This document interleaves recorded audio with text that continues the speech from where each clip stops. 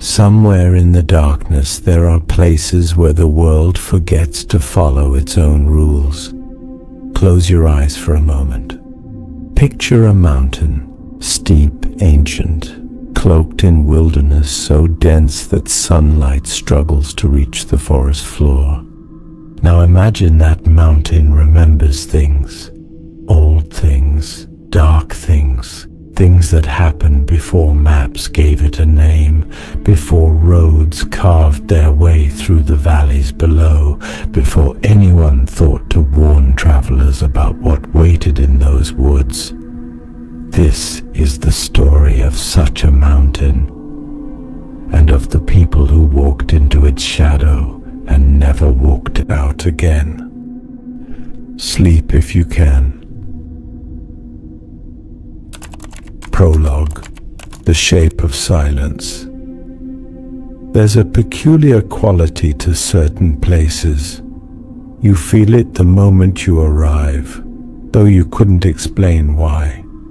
The air sits differently. Sounds travel strangely. Your instincts whisper warnings your rational mind tries to dismiss. Vermont's Glastenbury Mountain is one of those places. At 3,747 feet, it's not the tallest peak in the Green Mountain Range, not even close. But altitude has nothing to do with what makes a mountain memorable. What matters is what happens on its slopes. What matters are the stories that cling to its ridges like morning fog that never quite burns away. The locals have always known. Long before anyone coined the phrase Bennington Triangle, long before Disappearances made headlines, the people who lived in southern Vermont understood that Glastenbury was different. They'd heard the stories passed down through generations, whispers about odd sounds echoing from the summit, about hunters who knew every inch of those woods suddenly losing their bearings, about the way animals seemed to avoid certain areas for no apparent reason.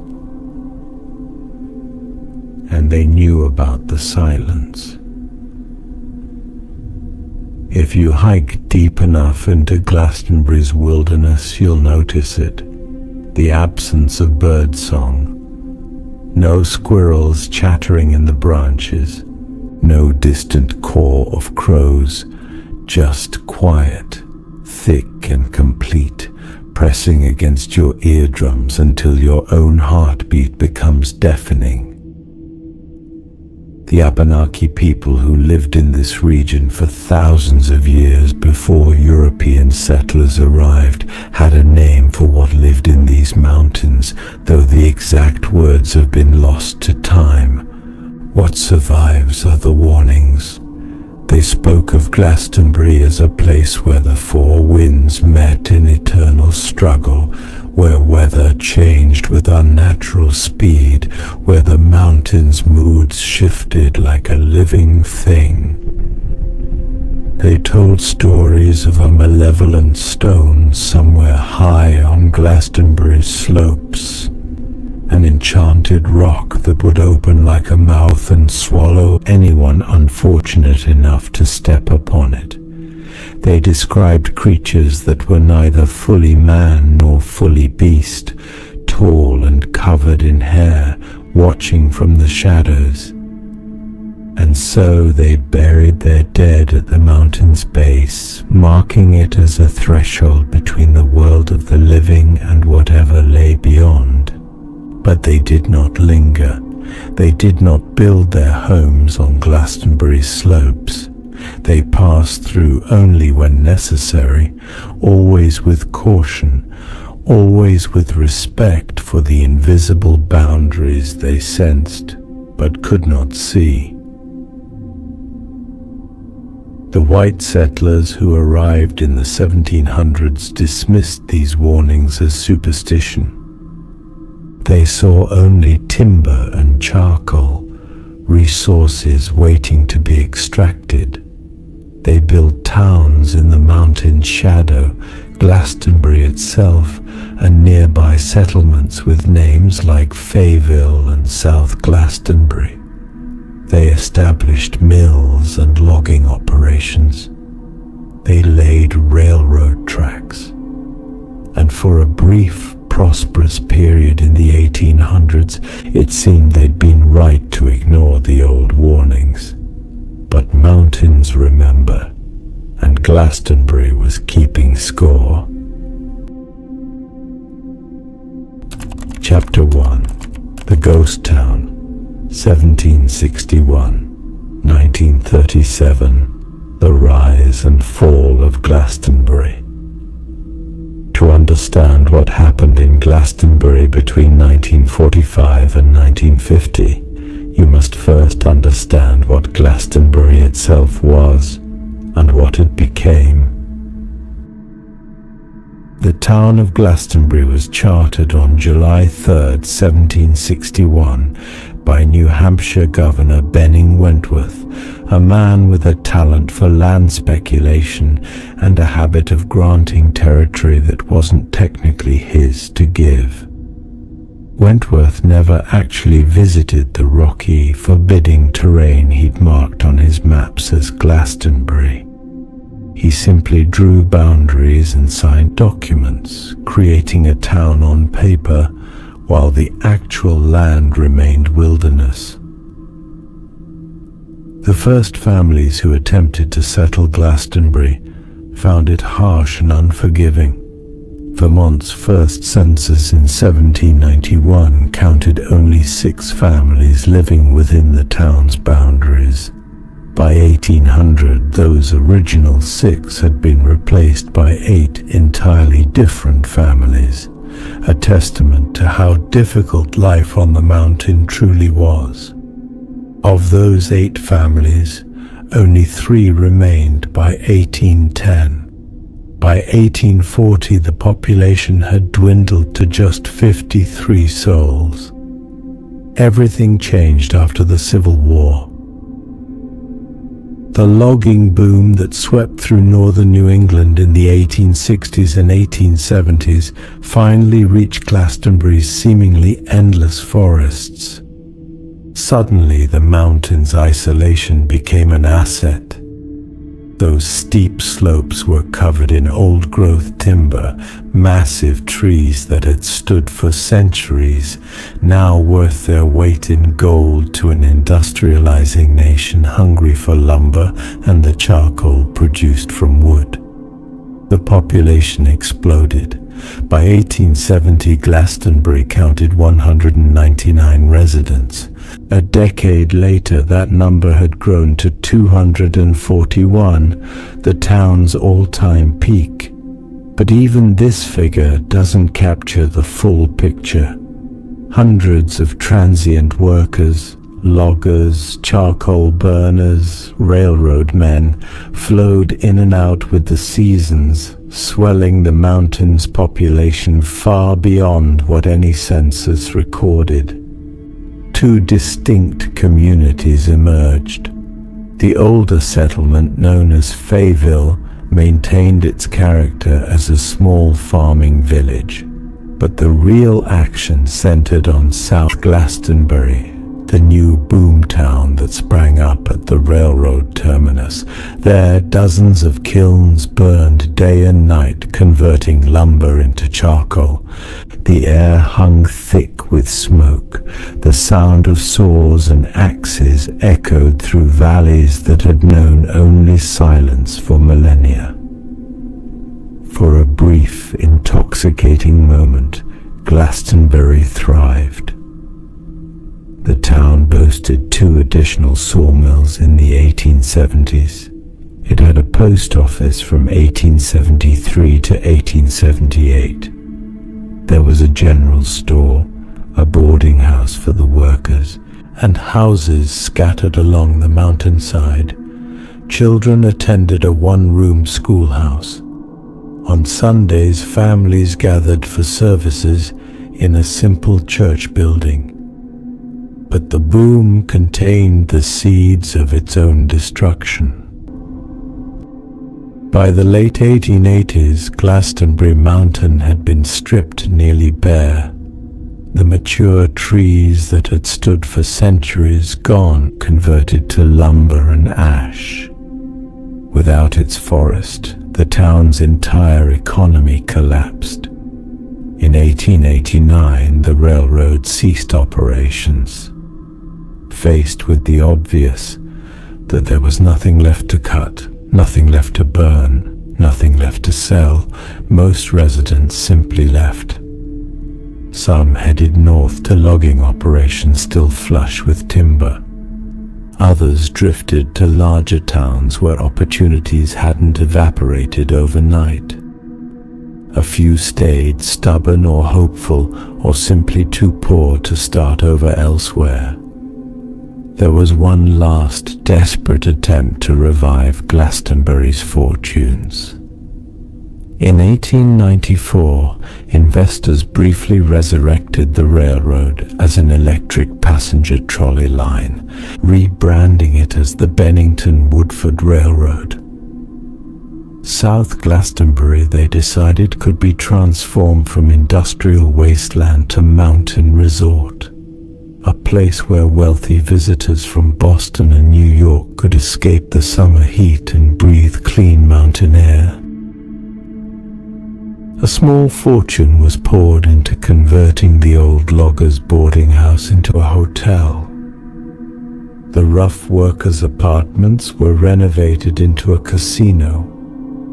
Marketing materials promised scenic beauty, fresh air, and the rustic charm of Vermont's mountains. The resort opened in the summer of 1898 to considerable fanfare. That winter, a massive flood washed out the railroad tracks. No one bothered to rebuild them. And that, for all practical purposes, was the end of Glastenbury as a functioning community. The population dwindled through the early 1900s, falling to just 20 residents by 1920. Each census brought grimmer numbers. The post office had long since closed. The schoolhouse stood empty, its windows broken, weather seeping through gaps in the roof. The sawmills rotted where they stood, gradually collapsing back into the earth. By the 1930s, Glastenbury had become something rare in American history, a town that had simply given up. In 1937, the Vermont state legislature took an unprecedented step. They formally disincorporated the town of Glastenbury, dissolving its political status and absorbing it into the surrounding townships. It was the first time Vermont had ever taken such action, effectively erasing a town from official existence. The reasoning was simple. There was no longer a community to govern. All offices were held by a single family, the Mattisons, who functioned as the town's sole remaining residents and its entire government. The situation had become absurd, impractical, and more than a little sad. When Ripley's Believe It or Not featured Glastenbury in the 1930s, highlighting the peculiar fact that 3 members of one family held every position in the town government, the story became a curiosity, a footnote in the catalogue of American oddities. But there was nothing odd or amusing about what was actually happening on Glastenbury Mountain. The wilderness was reclaiming what had been taken. The forest was growing back, thick and wild, erasing all evidence of human habitation. Roads disappeared beneath decades of fallen leaves. buildings collapsed into vine-covered mounds that, within a generation, would be almost impossible to distinguish from natural features of the landscape. And with the people gone, with the noise and activity of human life withdrawn, Glastonbury returned to what it had always been: quiet, waiting. But by then, the mountain had already acquired a darker reputation than even the Abenaki legend suggested. Because in the final decades before Glastonbury's disincorporation, two things happened that would cement the mountain's sinister reputation and, some believe, set the stage for everything that came after. Two murders. Chapter 2. Blood on the Mountain, 1892-1897, the Glastenbury Murders. The first murder happened on a clear October morning in 1892 in the small settlement of Fayville. Henry McDowell was, by all accounts, an unremarkable man, a mill worker like dozens of others who made their living in Glastonbury's logging operation. He worked hard, drank harder, and nursed grudges with the dedication of a man who had little else to occupy his thoughts. His co-worker, John Crowley, had apparently said or done something that McDowell found unforgivable. The details of their dispute have been lost to time. Some trivial workplace disagreement, perhaps, or a perceived slight that festered in McDowell's mind until it became something monstrous. On the morning in question, the two men got into an argument at the mill. Voices were raised, threats were exchanged, and then, in a sudden explosion of violence, McDowell grabbed a blunt object. Accounts vary on whether it was a piece of lumber, a tool, or simply a rock, and beat John Crowley to death. It happened in front of witnesses. There was no mystery about who killed Crowley, no question of McDowell's guilt. He was arrested immediately, still covered in his victim's blood, still raging about whatever injustice he believed justified murder. At his trial, McDowell's defense was simple and chilling. Voices in his head had commanded him to kill Crowley. He wasn't responsible for his actions because he was simply obeying orders from invisible entities only he could hear. The jury found him not guilty by reason of insanity. Rather than prison, McDowell was committed to the Waterbury State Hospital for the Insane, where he would presumably spend the rest of his life under medical supervision, protected from himself and the world from him. That should have been the end of the story. But one day in late 1892, Henry McDowell simply walked away from the asylum. Security by modern standards was virtually non-existent. Patients who weren't considered immediately dangerous were sometimes given remarkable freedom of movement. McDowell exploited that freedom and vanished. Authorities assumed he'd fled to Canada or perhaps hidden himself in one of Vermont's larger cities. A manhunt was launched, but McDowell had vanished as completely as if the earth had swallowed him whole. Then came the sightings. Multiple people reported seeing a disheveled, wild-looking man matching McDowell's description in the forests around Glastenbury Mountain. He was living rough, they said, sleeping in caves or makeshift shelters, scavenging for food, avoiding all human contact. Some claimed to have heard him at night, shouting at invisible tormentors, his voice echoing through the valleys. Police organized search parties, but Glastonbury's terrain was vast and unforgiving. They found signs of recent habitation, cold campfires, disturbed ground, areas where someone had clearly sheltered, but they never found McDowell himself. The sightings continued for weeks, then months. Each time authorities closed in on a location where McDowell had supposedly been seen, they arrived to find nothing but more evidence of someone living wild in the mountains. And then, gradually, the sightings stopped. Henry McDowell was never seen or heard from again.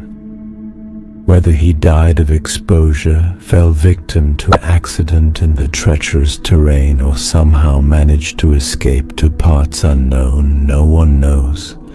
His final fate remains a mystery. But his legacy, the image of a murderer haunting Glastonbury's forests, driven mad by voices only he could hear, became part of the mountain's folklore.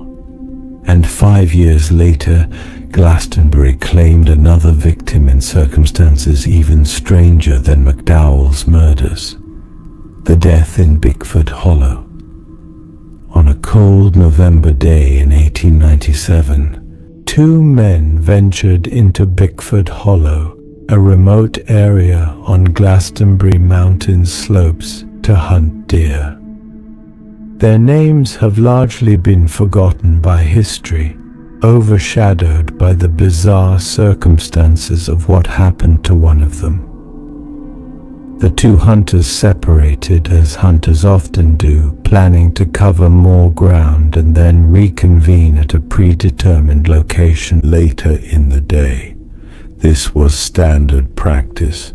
Both men knew the area reasonably well. Both were experienced outdoorsmen.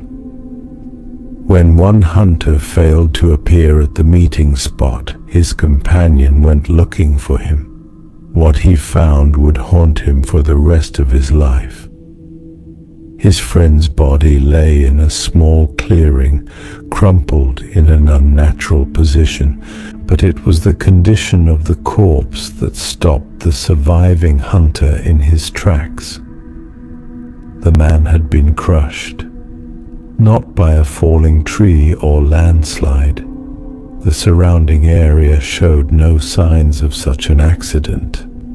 His ribs had been compressed with such force that they'd punctured his lungs. It was as if something impossibly strong had squeezed him, the way you might squeeze a tomato until it bursts.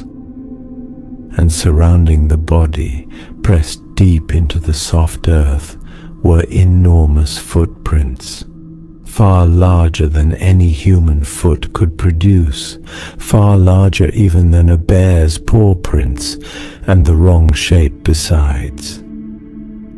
The discovery sent shockwaves through what remained of Glastonbury's community. A coroner determined that the official cause of death was compression of the chest, resulting in punctured lungs, which merely described the injury without explaining how it happened. Wild theories circulated. Some suggested a massive bear attack, though no one had heard of a black bear crushing a victim in quite this manner, and the footprints didn't match. Others whispered about the old Abenaki legends, about creatures that were neither man nor animal. The death was ruled accidental for lack of any better explanation, but it was an accident that defied all reasonable explanations. The incident in Bigfoot Hollow, combined with the McDowell murder and escape, seemed to mark a turning point in how people viewed Glastonbury. What had been a struggling but otherwise ordinary logging town now felt cursed. tainted. The few remaining families began to leave, unwilling to raise their children in a place where such darkness had taken root. The mountain's reputation grew, and the whispers began. Warnings passed between locals, advice given to travelers. Be careful on Glastenbury Mountain. Don't go up there alone. If you must hike those trails, do it during the day and don't linger after dark. Watch for signs that you're not alone. And if you feel the presence of something watching you from the trees, don't investigate, just turn around and walk away. For a while, nothing else happened. Years passed. The population continued its decline. The town withered. But Glastenbury was simply being patient. Because in 1945, nearly half a century after the Bickford Hollow death, 8 years after the town's formal disincorporation, Glastenbury would begin collecting victims again. And this time, it wouldn't stop. Chapter 3. The First to Vanish. November 12th, 1945. Middie Rivers. Middie Rivers was 74 years old in the autumn of 1945, but don't let the age fool you. This wasn't some feeble old man shuffling through his twilight years. Rivers was a hunting and fishing guide, someone who'd spent his entire adult life navigating Vermont's wilderness. He knew these mountains the way most people know their own neighborhood. The trails, the streams, the best spots to find deer, the places where you needed to watch your footing. All of it was mapped in his mind through decades of experience. On November 12th, 1945, Rivers was doing what he'd done hundreds of times before, leading a hunting party through the woods near Long Trail. 4 hunters had hired him to guide them through an area called Hell Hollow Brook, just off Vermont Route 9, about 4 miles west of Bennington and north of Woodford. It was familiar territory for Rivers. He'd hunted there himself many times.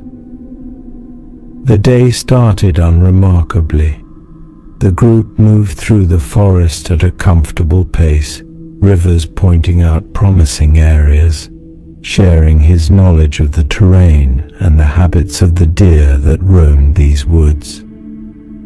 The weather was decent for mid-November, cold enough to be bracing but not bitter, with no snow or rain to make the going difficult. Around 3:30 in the afternoon, Rivers did something completely routine. He moved ahead of the group, perhaps to scout the trail or check a particular spot he thought promising. "I'll meet you back at camp," he called over his shoulder. Those were the last words anyone ever heard from Middie Rivers. When Rivers failed to appear back at camp as darkness fell, the hunting party grew concerned. They fired their rifles into the air, the universal signal for a lost hunter, and shouted his name. Nothing. They searched the immediate area with flashlights. Still nothing. By the next morning, when Rivers still hadn't shown up, they contacted the authorities. What followed was one of the most extensive search efforts Vermont had ever mounted at that time.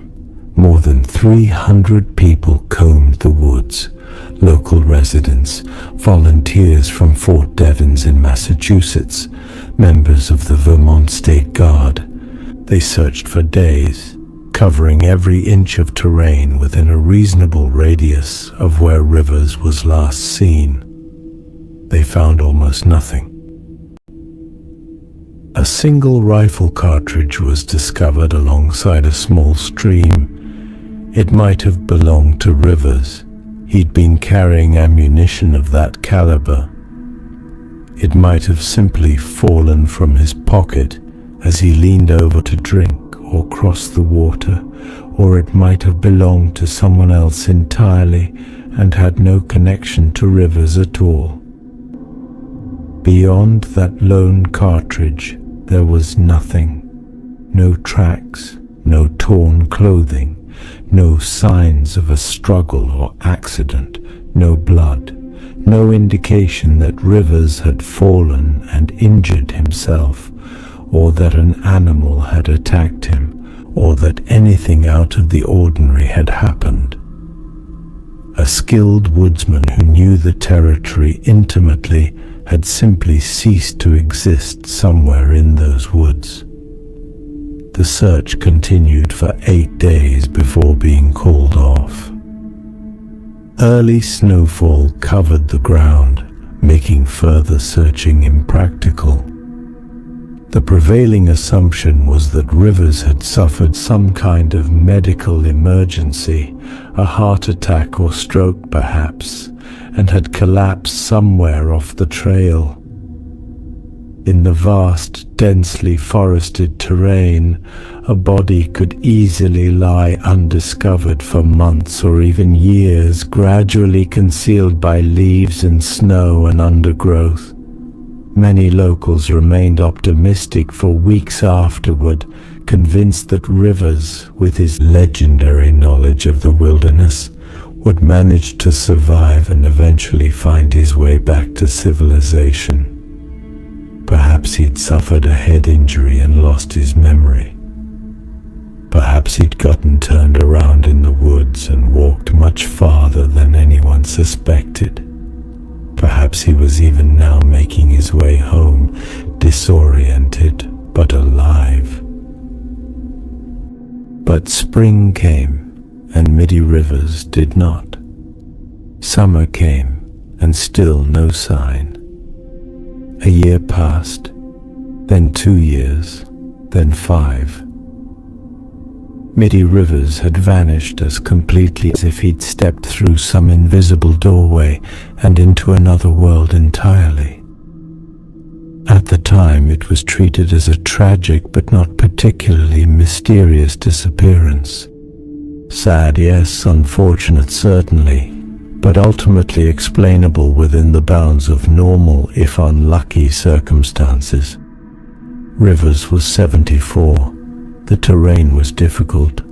Medical emergencies happen. People die in the woods sometimes, especially older people, and their bodies aren't always recovered quickly or at all.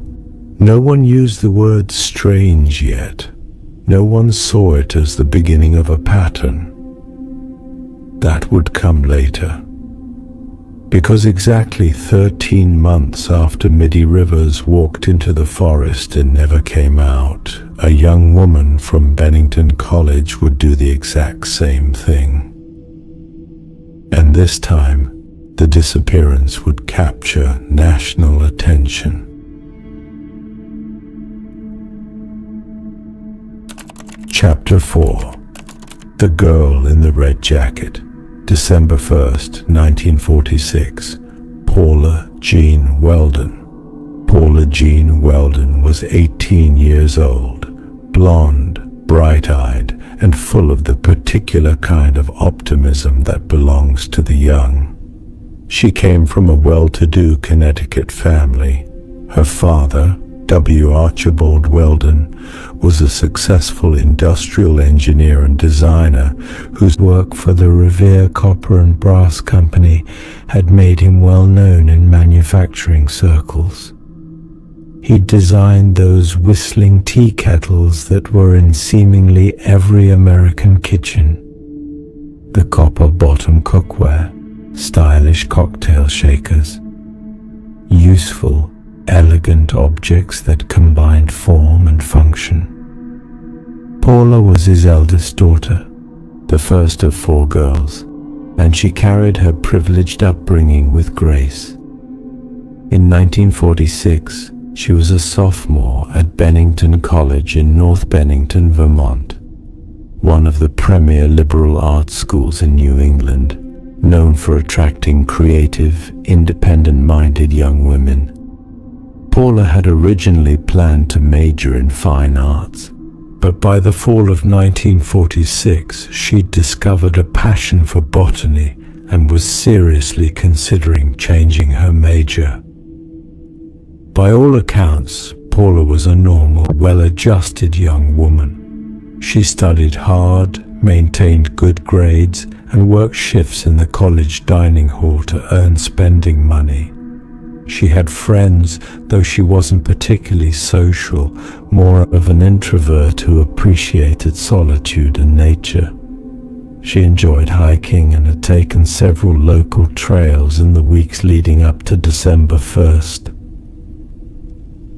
One of those hikes had been with her botany class, which had traveled along sections of the Long Trail to study local plant species. Paula had been enchanted by the trail, the way it wound through old-growth forest, the views from higher elevations, the sense of being genuinely removed from civilization despite being only a few miles from town. She had mentioned to friends that she wanted to explore more of the Long Trail on her own. Sunday, December 1st, 1946, started as a perfectly ordinary day. Paula worked her usual shift in the college dining hall, first breakfast, then lunch. She returned to her dormitory room in Dewey House around 2:30 p.m. and chatted with her roommate, Elizabeth Johnson, for a few minutes. "I'm all through with studies," Paula said. "I'm taking a long walk." Johnson would later recall that Paula seemed in good spirits, but perhaps a bit distant, as if her mind was already on the trail ahead. She changed out of her work clothes and into something more suitable for hiking. Blue jeans, a light pair of topsider shoes, and a distinctive red parka with a fur-lined hood. One detail would later strike investigators as significant. Paula didn't dress for a long hike in December weather. She wore no heavy boots, no layers of warm clothing, no gloves or hat beyond the parka's hood. She packed no bag, took no supplies, carried no camping gear. She left behind an uncashed check from her parents, money she would need if she planned to be gone for any length of time. Everything about her preparation suggested she expected to be back before nightfall. Paula left campus around 2:45 p.m., walking down the college's main driveway toward the road. Several people saw her leave. The campus security log, which students were required to sign if they planned to be out late, remained blank. Paula hadn't signed out because she didn't expect to need to. At the gas station across from the college entrance, the owner, Danny Fager, watched Paula walk past. He'd later described seeing her turn right onto Route 67A and head toward the hills. He remembered the bright red jacket, hard to miss. At approximately 3 p.m., a local contractor named Louis Knapp was driving east on Route 67A when he spotted a young woman in a red jacket hitchhiking. He pulled over. "Where you headed?" he asked. "I'm going to hike the Long Trail," Paula replied, "up on Route 9. Knapp knew the area well. The Long Trail crossed Route 9 near Harbor Road, about 5 miles from where they were. He offered to give her a lift partway there, at least as far as his house, which would save her a couple of miles of walking. Paula accepted. Knapp later told police that Paula seemed perfectly normal during the drive, not nervous, not upset, not acting strangely in any way. She was simply a college kid going for a hike on a Sunday afternoon.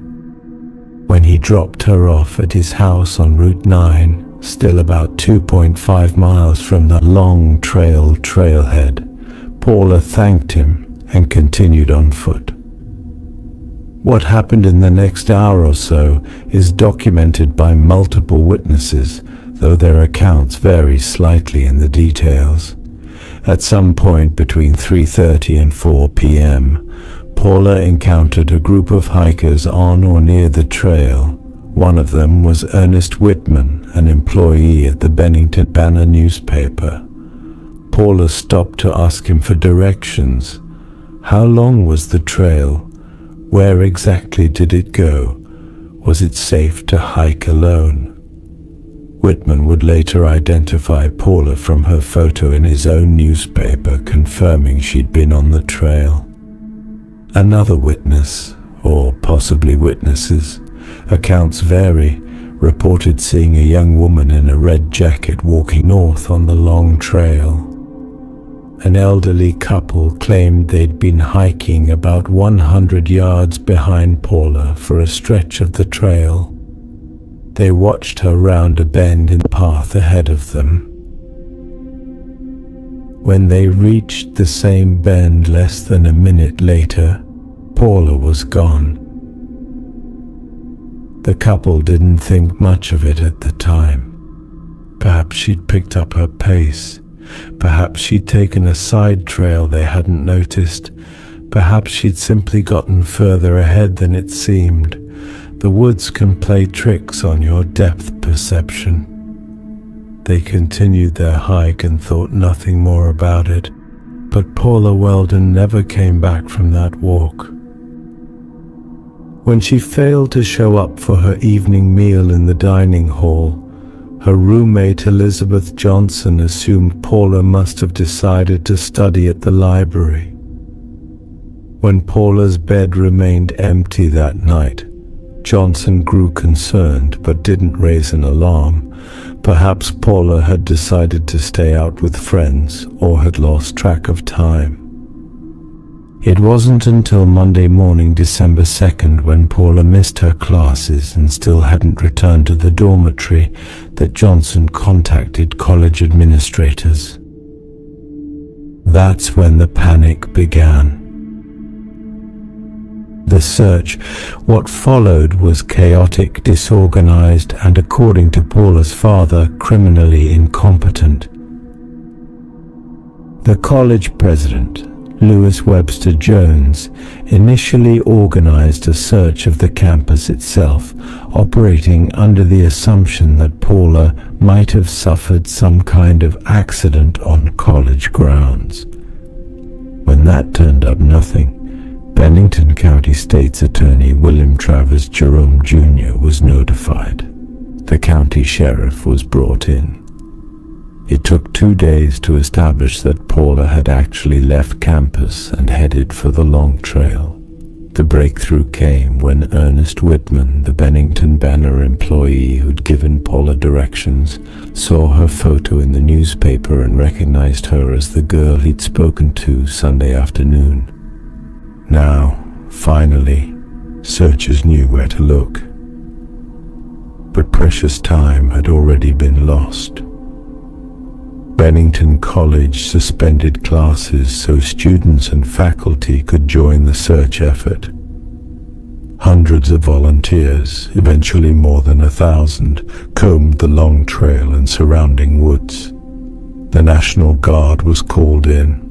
Firefighters from multiple towns joined the effort. Aircraft flew overhead, scanning for any sign of Paula or her distinctive red jacket.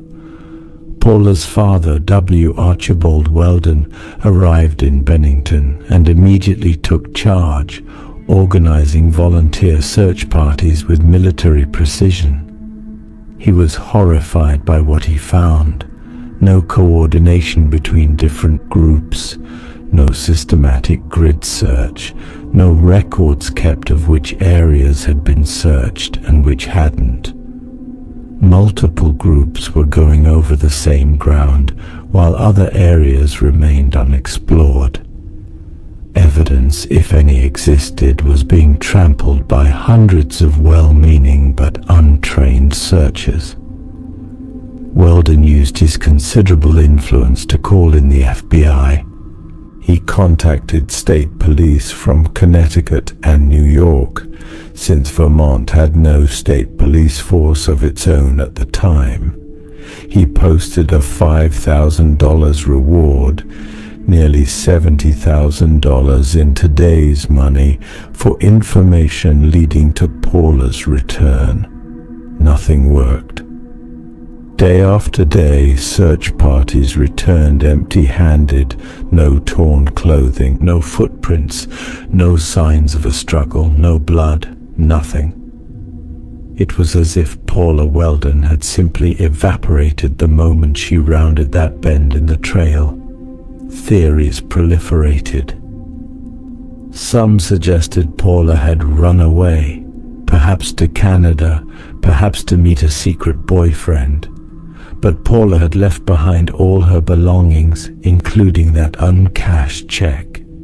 She told her roommate she was going for a walk, not a trip. Nothing in her behavior suggested someone planning to disappear voluntarily. Others proposed she'd suffered an accident, fallen off a cliff perhaps, or into a ravine where her body lay hidden.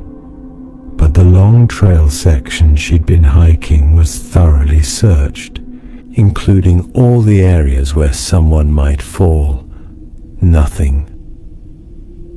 A few whispered about foul play. Had someone abducted her? The elderly couple who'd been hiking behind her reported no one else on the trail, but the forest was vast. Someone could have been waiting off the path, watching. One person of interest emerged.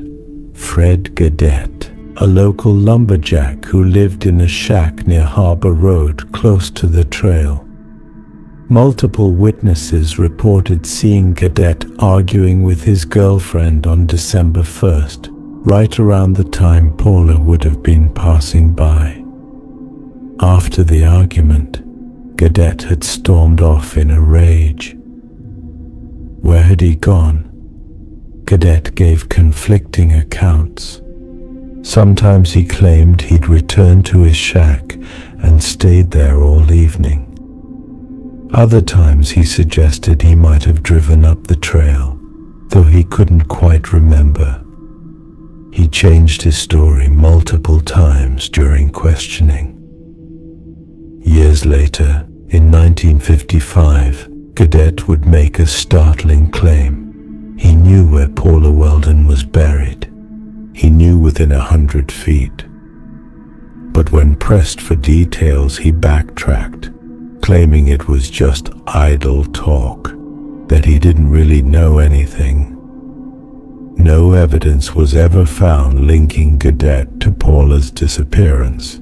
Without a body, without physical evidence, there was nothing to charge him with. The investigation into his potential involvement went nowhere.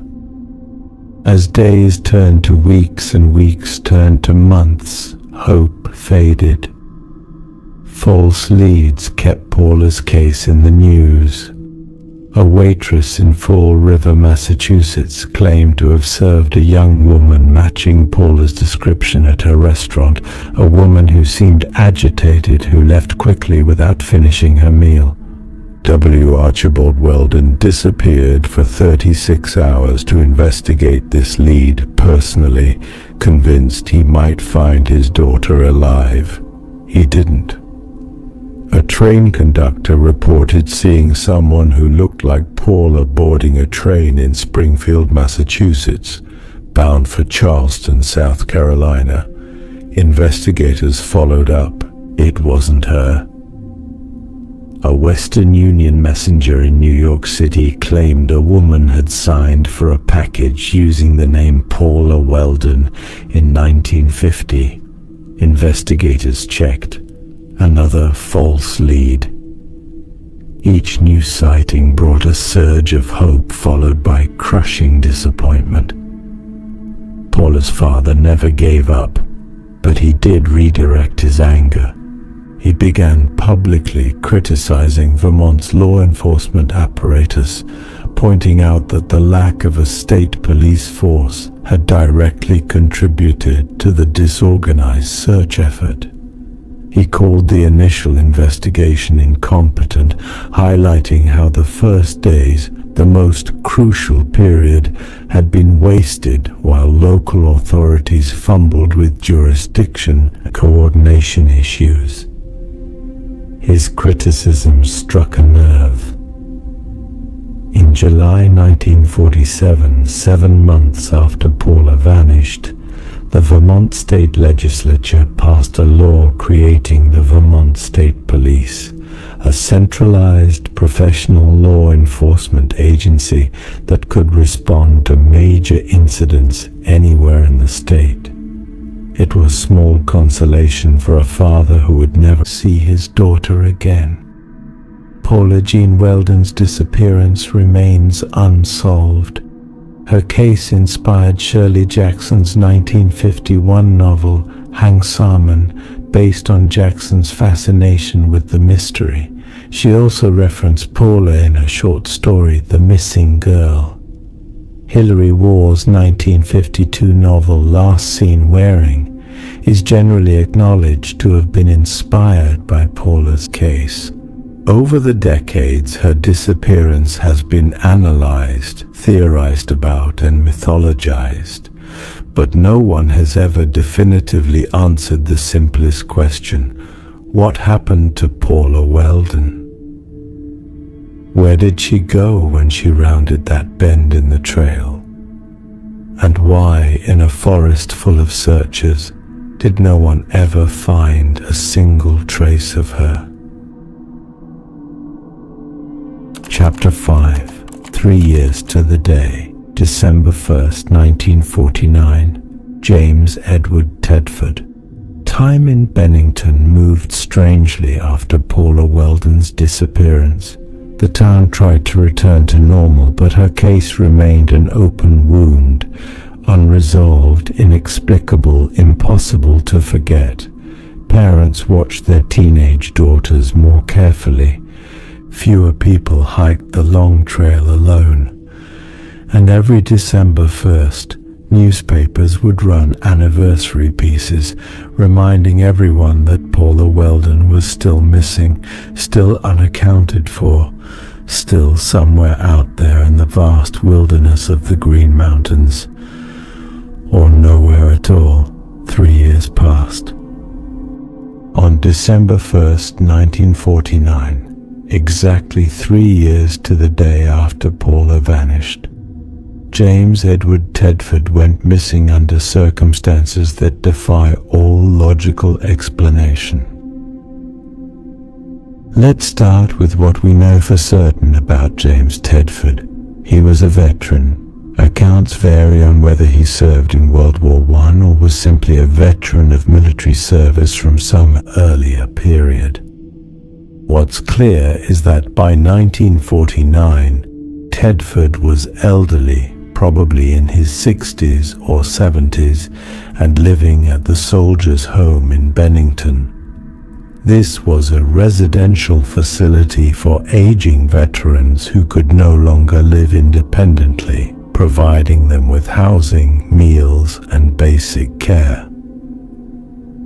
On Wednesday, November 30th, 1949, Tedford left the Soldiers' Home to visit family and friends in St. Albans, Vermont, a town about 90 miles northwest of Bennington near Lake Champlain. It was a trip he'd made before, nothing unusual about it.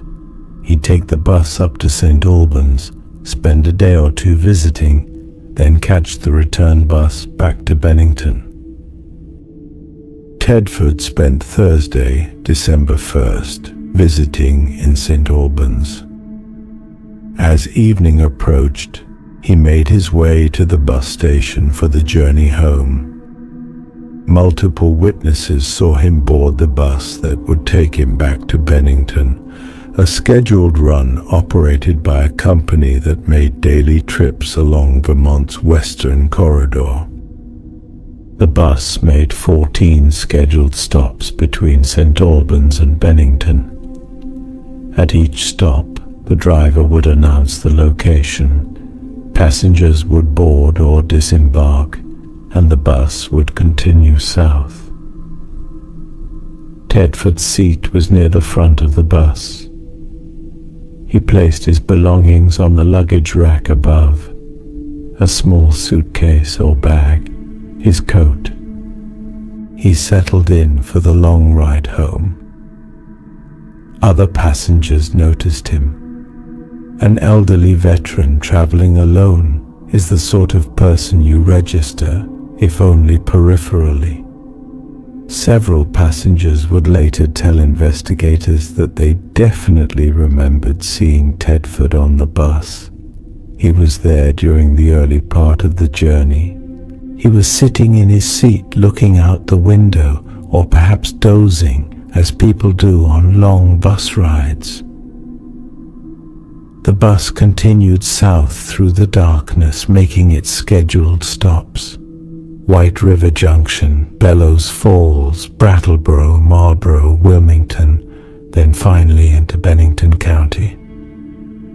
The second to last stop before Bennington was a small community.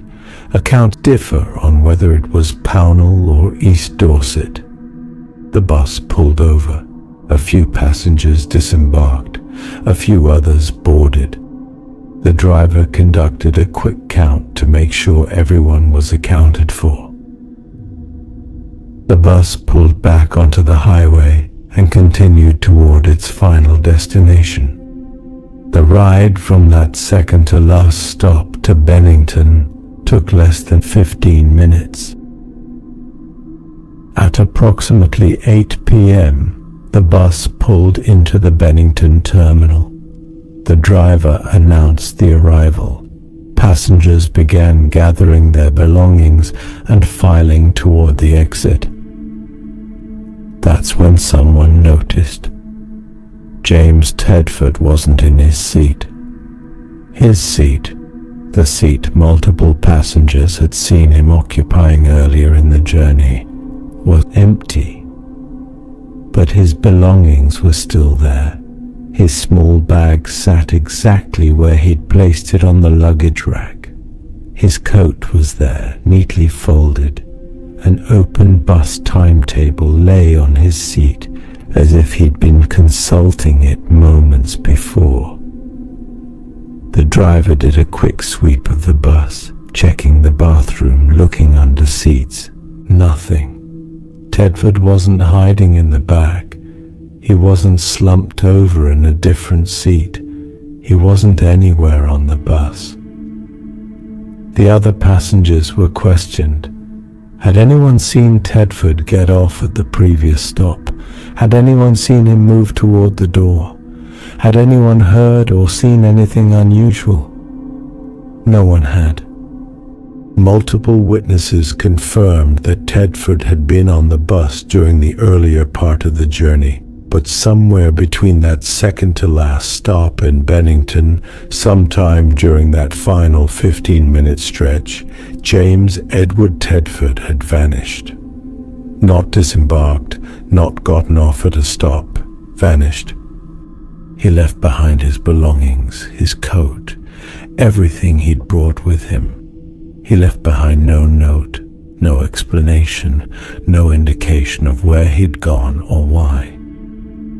The driver was absolutely certain, completely, utterly certain, that no one had gotten off the bus at that final stop before Bennington. He would have noticed. It was his job to notice.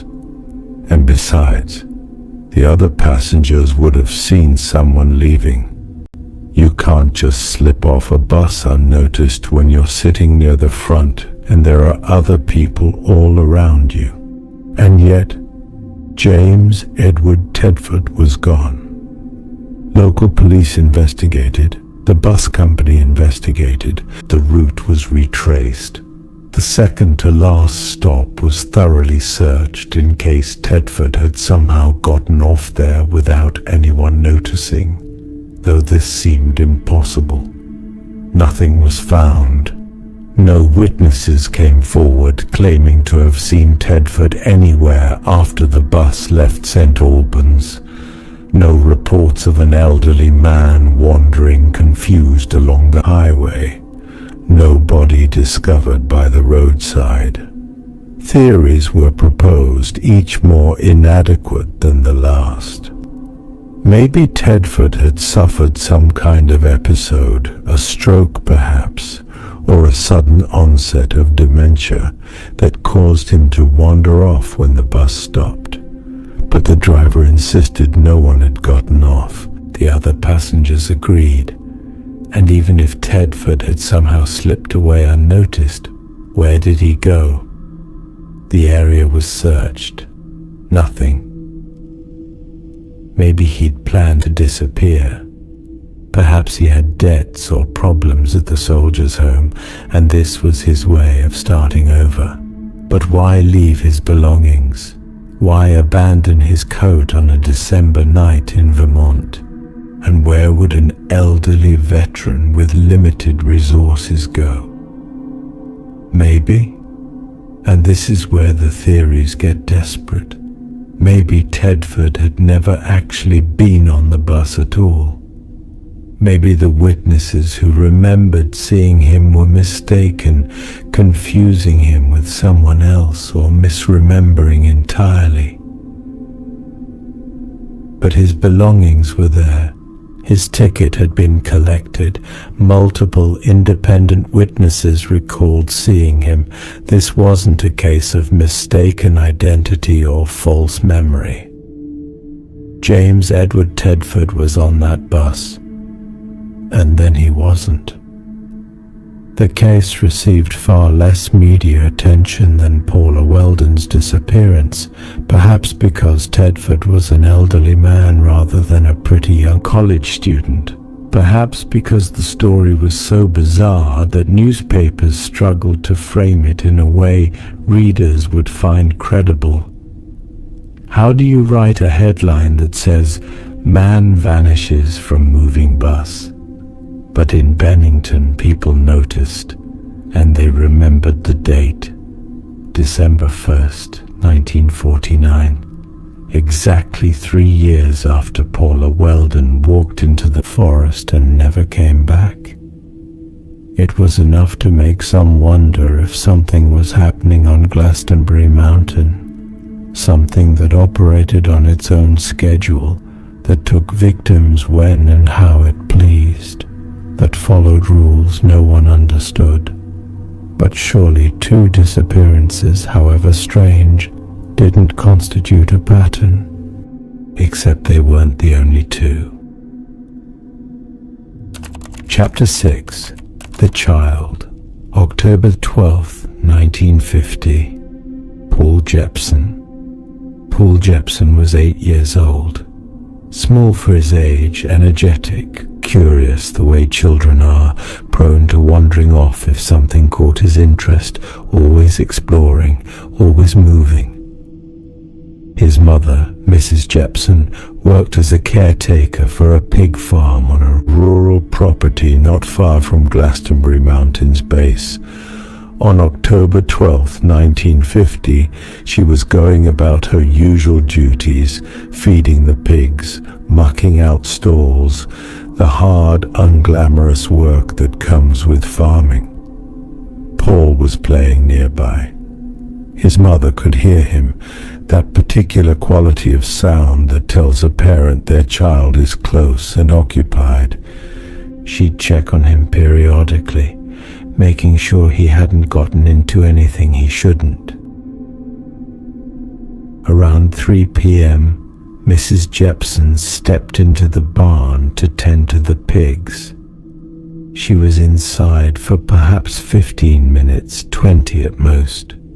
The barn door remained open. She could still hear the ambient sounds of the farm, the noises that tell you everything is normal. When she came back outside, Paul was gone. Mrs. Jepson called his name. No answer. She checked the immediate area behind the barn, near the house by the fence line. No sign of him. She called again, louder this time, with the edge of concern creeping into her voice. Still nothing. Paul's father joined the search. They expanded their radius, checking all the places an 8-year-old might wander, the nearby fields, the edge of the woods, the road. Perhaps he'd seen something interesting and followed it, lost track of time and distance the way children do. No Paul. That's when they noticed the pig pen gate was open. And that's when they contacted the police, because now they were thinking about worst-case scenarios. An 8-year-old boy, an open gate, woods all around, the temperature dropping as evening approached. Bloodhounds were brought in, trained tracking dogs that could follow a scent trail.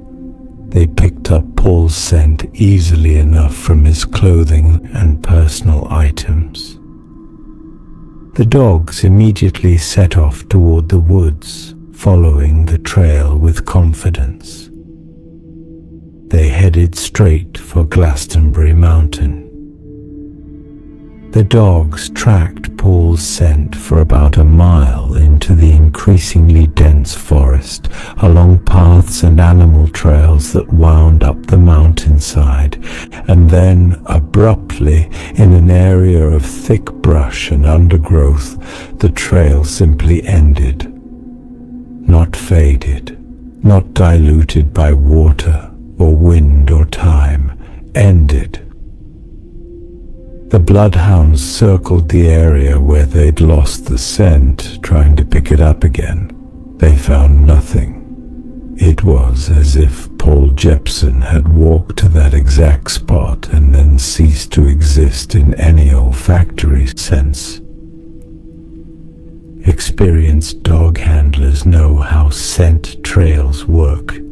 They know what it looks like when someone has been picked up and carried away. The trail moves vertically, dispersing into the air. They know what it looks like when someone enters water. The trail continues along the bank or downstream. They know what it means when a trail simply stops. It usually means the person didn't continue forward under their own power. A massive search was organized. Nearly 400 people, police, volunteers, National Guard members, civilians, combed the area where the dogs had lost Paul's scent. They searched in expanding circles, covering miles of difficult terrain. They called his name until they were hoarse. They left food and water at various locations in case Paul was hiding, scared, unable or unwilling to respond to the searchers' calls. They found nothing. No torn clothing, no footprints beyond that 1-mile trail, no signs of a struggle, no indication of what had happened to Paul Jepson after he walked into those woods. One detail emerged that would later seem significant. Mrs. Jepson told investigators that Paul had been fascinated by the mountains lately. He'd developed an unusual fixation on Glastenbury Mountain specifically. He would stare up at it from the farm, asking questions about what was up there, whether anyone lived on it, what it would be like to climb to the top. On the morning of October 12th, before he disappeared, Paul had been more restless than usual. He'd kept wandering toward the tree line, gazing up at the mountain slopes. His mother had called him back several times, reminding him to stay close. And then the moment she stepped into the barn, he'd gone, straight toward Glastenbury Mountain, as if something had been calling to him, as if he'd been waiting for his chance. Theories and dead ends. The search for Paul Jeppson continued for days, then weeks. Hundreds of man-hours were invested. Every rational explanation was considered. Could he have fallen into a concealed hole or cave? The area was searched meticulously. No such openings were found near where the scent trail ended. Could an animal have taken him? 8-year-old children are small, but they're not silent or passive victims. There were no signs of an animal attack. No blood, no torn clothing, no disturbance of the undergrowth suggesting a struggle. And the bloodhounds would have picked up an animal's scent alongside Paul's. Could someone have abducted him? This was perhaps the most plausible explanation, but it raised more questions than it answered. Who? How? Why? The area where Paul disappeared was remote, far from any road. An abductor would have had to be waiting in those specific woods at that specific time, would have had to somehow silence and carry an 8-year-old boy without leaving any traces, without being spotted by any of the searchers who arrived within an hour of Paul's disappearance. Possible, yes, but unlikely to the point of implausibility. The FBI was called in. They investigated possible abduction scenarios, checked known offenders in the region, followed up on every tip and lead. Nothing substantial emerged. Paul's parents were investigated, as parents always are in such cases. Had there been any history of abuse? Any financial problems that might motivate something terrible? Any indication this wasn't a genuine disappearance, but something darker? The investigation found nothing to suggest the Jeppsons had harmed their son. They were simple, hard-working people. Their grief was real, their confusion absolute. As weeks turned to months, the active search was scaled back, though the case remained open. Paul Jeppson's face appeared on missing persons bulletins. Tips continued to trickle in. Alleged sightings, rumors, theories, none led anywhere. The case went cold. And in Bennington, people were beginning to talk. 3 disappearances now. 4, if you counted Middie Rivers back in 1945, though his case had largely been forgotten or dismissed as an unfortunate accident rather than anything mysterious. 2 on December 1st, Paula Welden and James Tedford, 3 years apart to the day. Now an 8-year-old boy vanished on an October afternoon, his trail ending impossibly on Glastenbury Mountain slopes. Was it coincidence? Or was something happening in those mountains? Something that operated according to its own logic, its own patterns, its own inexplicable needs? The answer would come just 6 weeks later, and it would be the strangest disappearance yet. Chapter 7. Witnesses to Nothing. October 28, 1950. Frida Langer. Frida Langer was 53 years old, an experienced outdoorswoman who'd spent considerable time hiking Vermont's mountains. She and her husband Herbert ran a small inn, and they frequently took guests on guided nature walks through the region's most scenic areas. Frida knew these trails. She was fit, capable and cautious, not someone prone to taking unnecessary risks. On October 28, 1950, just 16 days after Paul Jeppson's disappearance, Frida and Herbert decided to take a hike with their cousin, Herbert Elsner, who was visiting from Springfield, Massachusetts. They drove to the Somerset Reservoir area on the southern slopes of Glastenbury Mountain and set out on a familiar trail that looped through the forest and back to their starting point. It was a pleasant autumn day, cool but not cold, with good visibility. The three hikers moved at a comfortable pace, enjoying the scenery and each other's company. Around mid-afternoon, as they neared the end of their loop, Frida stumbled and fell into a small stream. It wasn't a serious fall. She wasn't injured, but her clothes and shoes were soaked through with frigid water. "I'm going to run back to the car and change," she told Herbert and Elsner. "I'll meet you at the parking area." The distance was minimal, perhaps a quarter mile, certainly less than half a mile. It was a straight shot along a well-marked trail. Frida knew the route perfectly. She'd hiked it dozens of times. Herbert and Elsner agreed. No point in all three of them cutting the hike short. Frida would change into dry clothes from the car, and they'd all meet up in a few minutes. Frida set off at a quick pace, eager to get out of her wet things. Herbert and Elsner continued along the trail at their original pace. They reached the parking area perhaps 10 or 15 minutes after Frida had left them. She wasn't there.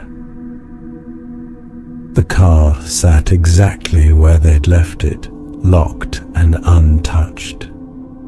Frida's dry clothes were still in the trunk. Herbert called her name. No response. He checked the immediate area around the parking lot. Nothing. "Maybe she's in the bathroom," Elsner suggested, if there was one nearby. Or perhaps she decided to wait on the trail, or had gone to look at something that caught her eye. But as minutes passed and Frida didn't appear, Herbert's concern grew. This wasn't like her. She was reliable, punctual, practical. If she'd decided to do something else, she would have left a note on the car or waited where they'd agreed to meet. Herbert and Elsner backtracked along the trail, retracing the route Frida would have taken. They called her name continuously. The forest was quiet enough that their voices carried. If Frida was anywhere nearby, she would hear them. They found nothing. No sign that Frida had ever walked this trail. When they reached the point where they'd separated from Frida, Herbert's alarm turned to genuine fear. He ran back to the parking area, hoping against hope that she'd somehow gone around them, taken a different route, and was waiting by the car, wondering where they were. She wasn't. Herbert drove to the nearest telephone and called the police. The largest search. What followed was the most extensive search operation Vermont had ever conducted up to that point. Hundreds of volunteers mobilized within hours. By the next morning, the search had grown to include over 300 people. Police officers, firefighters, National Guard troops, civil defense volunteers, civilian searchers, even U.S. Army personnel from Fort Devens. Helicopters flew overhead, scanning the area from above. Bloodhounds were brought in, though with 16 to 18 hours having passed since Frida's disappearance, the chances of picking up a viable scent trail were slim. The search area was enormous, a 5-mile radius around where Frida was last seen, covering some of the most difficult terrain in Vermont: dense forest, Rocky outcroppings, steep slopes, hidden ravines and small caves, countless places where someone could fall and be hidden from view. For 5 days, the searchers combed every inch of that terrain. They moved in organized grid patterns, making sure no area was overlooked. They checked every possible location where Frida might have taken shelter if she'd gotten lost or injured. They left food and supplies at various points in case she was alive but unable to respond to searchers' calls. They found absolutely nothing. No footprints beyond the trail where she'd been hiking. No torn clothing caught on branches. No disturbed undergrowth suggesting someone had passed through. No blood. No signs of a struggle or fall. Nothing. It was as if Frida Langer had simply dissolved into the air the moment she left her husband's sight. The search was eventually called off after 5 days, though Herbert Langer refused to give up. He continued searching on his own, returning to the Somerset Reservoir area again and again, walking the trails, calling his wife's name, hoping for some sign, some clue, some explanation. Weeks passed, then months. Winter came, covering the mountains in snow and making further searching impossible. And then, in May 1951, 7 months after Frida disappeared, a group of hikers made a discovery near the Somerset Reservoir. They found human remains. The body was badly decomposed, but it was soon identified as Frida Langer. She was found in a completely open area near a hiking trail in terrain that had been thoroughly searched multiple times during the 5-day effort to find her. The discovery location made no sense. If Frida had been there in October, the searchers would have found her. The area wasn't hidden. It wasn't difficult to access. It wasn't the kind of place a body could remain concealed for 7 months, especially when hundreds of people had specifically searched that exact area. The coroner's report raised more questions than it answered. Frida's body showed no signs of trauma, no broken bones, no injuries consistent with a fall or animal attack. The cause of death could not be determined. The advanced state of decomposition made detailed analysis impossible. Where had Frida Langer been for 7 months? If she'd died shortly after disappearing in October, from exposure, from a medical emergency, from any natural cause, her body should have been found during the extensive search. Even accounting for the difficulty of the terrain, even allowing for the possibility that searchers might have missed something, the location where she was eventually found made it almost impossible to believe she'd been there all along.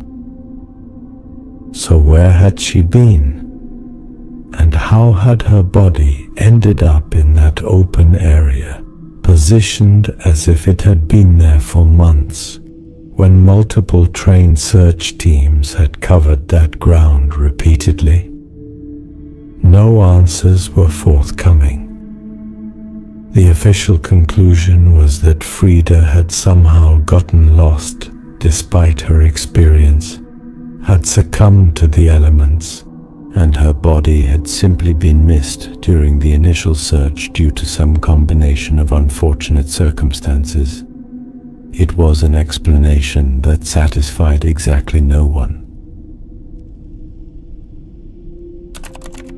Chapter 8. The pattern emerges. 5 disappearances, 5 years. Let's review what we know. 1. Middie Rivers, November 12, 1945. 74-year-old experienced hunting guide. Last seen near Hell Hollow Brook. vanished while leading a hunting party through familiar terrain. Extensive search found only a single rifle cartridge. Body never recovered. 2. Paula Jean Welden, December 1st, 1946, 18-year-old Bennington college student. Last seen on the long trail by multiple witnesses. Disappeared around a bend into the trail. Massive search effort found nothing. Body never recovered. 3. James Edward Tedford, December 1st, 1949. Elderly veteran returning to Soldiers' Home. Confirmed by multiple witnesses to be on a bus. Vanished between the second to last stop in Bennington. Left behind all his belongings on the bus. Body never recovered. 4. Paul Jepson, October 12, 1950. 8-year-old boy playing near his home. Disappeared in minutes while his mother was in the barn. Bloodhounds tracked him 1 mile toward Glastenbury Mountain. Scent trail ended abruptly in thick forest. Body never recovered. 5. Frida Langer, October 28, 1950, 53-year-old experienced hiker, last seen by her husband and cousin on a familiar trail, vanished while walking alone to her car less than half a mile away. Massive 5-day search found nothing. Body found 7 months later in an area that had been thoroughly searched. 5 people, 5 years, all in the same general geographic area, the slopes and surroundings of Glastenbury Mountain, all vanishing under circumstances that defied logical explanation. But were they really connected, or were we simply seeing what we wanted to see? Imposing a pattern on random, unfortunate events because our brains hate coincidence and crave meaning. Let's consider what these disappearances had in common. Geographic proximity. All 5 occurred within a roughly 10-mile radius. The long trail, where Paula disappeared, runs along Glastonbury's ridge. Hell Hollow Brook, where Middie Rivers vanished, sits in Glastonbury's shadow. The Somerset Reservoir, where Frida Langer was last seen, lies on Glastonbury's southern slopes. Even Paul Jepson's farm and the route of James Tedford's bus were within the mountain's sphere of influence, so to speak. Experienced victims. 3 of the 5, Middie Rivers, Paula Welden, at least for a short hike, and Frida Langer, were familiar with the areas where they disappeared. These weren't ignorant tourists blundering into dangerous territory. They knew the terrain, they understood the risks. They weren't taking foolish chances. Impossible circumstances. Each disappearance involves circumstances that shouldn't have resulted in a complete vanishing. Middie Rivers was an expert woodsman who told his party exactly where he'd meet them. Paula was seen by multiple witnesses on a well-traveled trail and disappeared in the minute it took an elderly couple to walk around a bend. James Tedford vanished from a moving bus in the presence of other passengers. Paul Jepson was gone in 15 minutes from a farm with limited places to go. Frida Langer was walking a quarter mile on a familiar trail in broad daylight. Lack of evidence. The most disturbing commonality, the complete absence of physical evidence. No bodies, except Frida's, found under impossible circumstances. No clothing. No belongings dropped or abandoned, no signs of struggle, no tracks beyond the immediate area where they were last seen. It's as if these 5 people simply ceased to exist at a precise moment, leaving nothing behind. time of year 4 of the 5 disappearances occurred in the autumn or early winter, October, November, and December. Only James Tedford's disappearance, December 1st, fell in true winter, but even that was early winter when temperatures, while cold, weren't yet at their most extreme. The December 1st connection. Paula Welden vanished on December 1, 1946.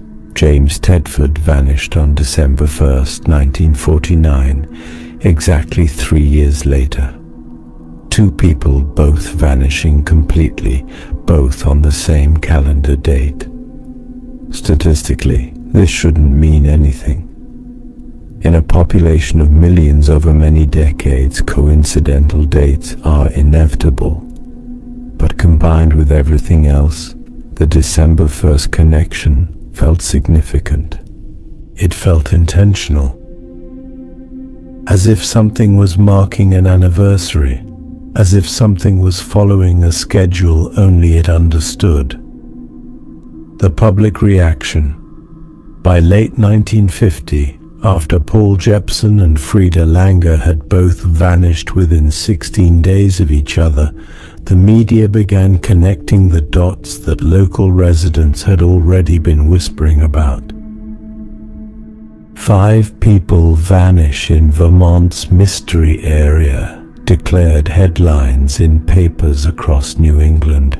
Stories recounted all 5 cases, emphasizing the bizarre circumstances and the lack of evidence. The Bennington area was described as cursed, haunted, a place where people walked into the mountains and didn't come back. Tourism took a hit. People who'd routinely hiked the long trail began avoiding the Glastenbury section. Parents kept their children closer, unwilling to let them play near the woods. Hunters, even experienced ones, thought twice before venturing into the deep forest near the mountain. The Vermont State Police, still relatively new as an organization, faced intense pressure to solve these cases, or at least provide some explanation. They issued statements emphasizing that while the disappearances were certainly unusual, there was no evidence of foul play, no indication of a serial killer, no reason to believe people were in danger from anything except the normal risks associated with Vermont's wilderness. These statements did little to calm public anxiety, because by 1950, people weren't just afraid of a mundane explanation like a serial killer.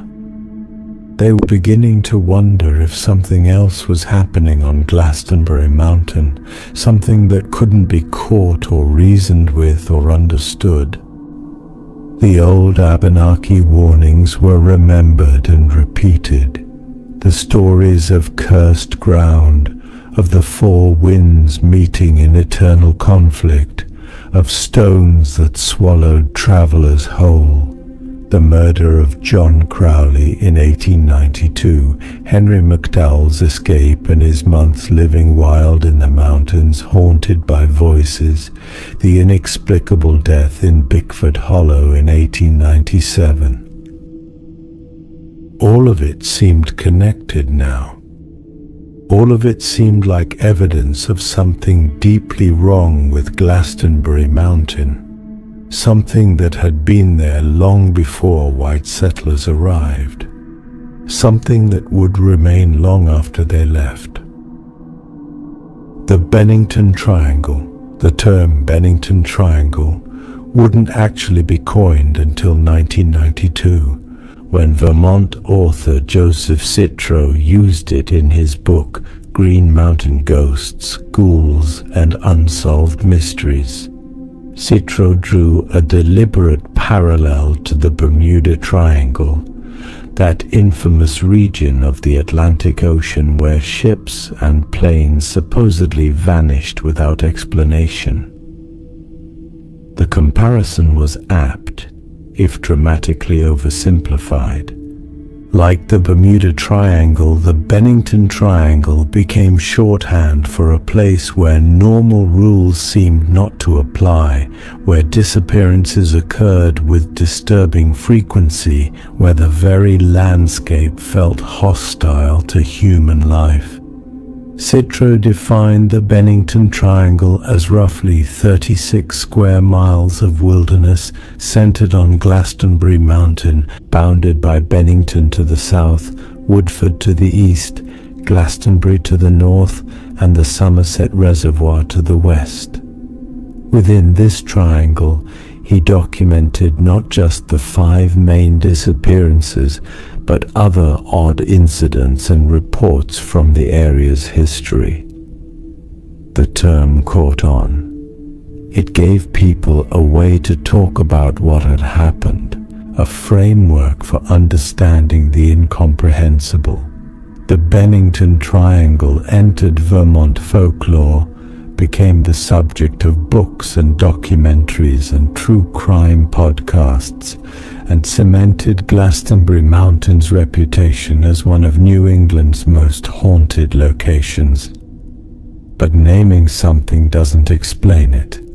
And despite decades of speculation, investigation, and theorizing, no one has ever definitively answered the question that haunts anyone who studies these cases.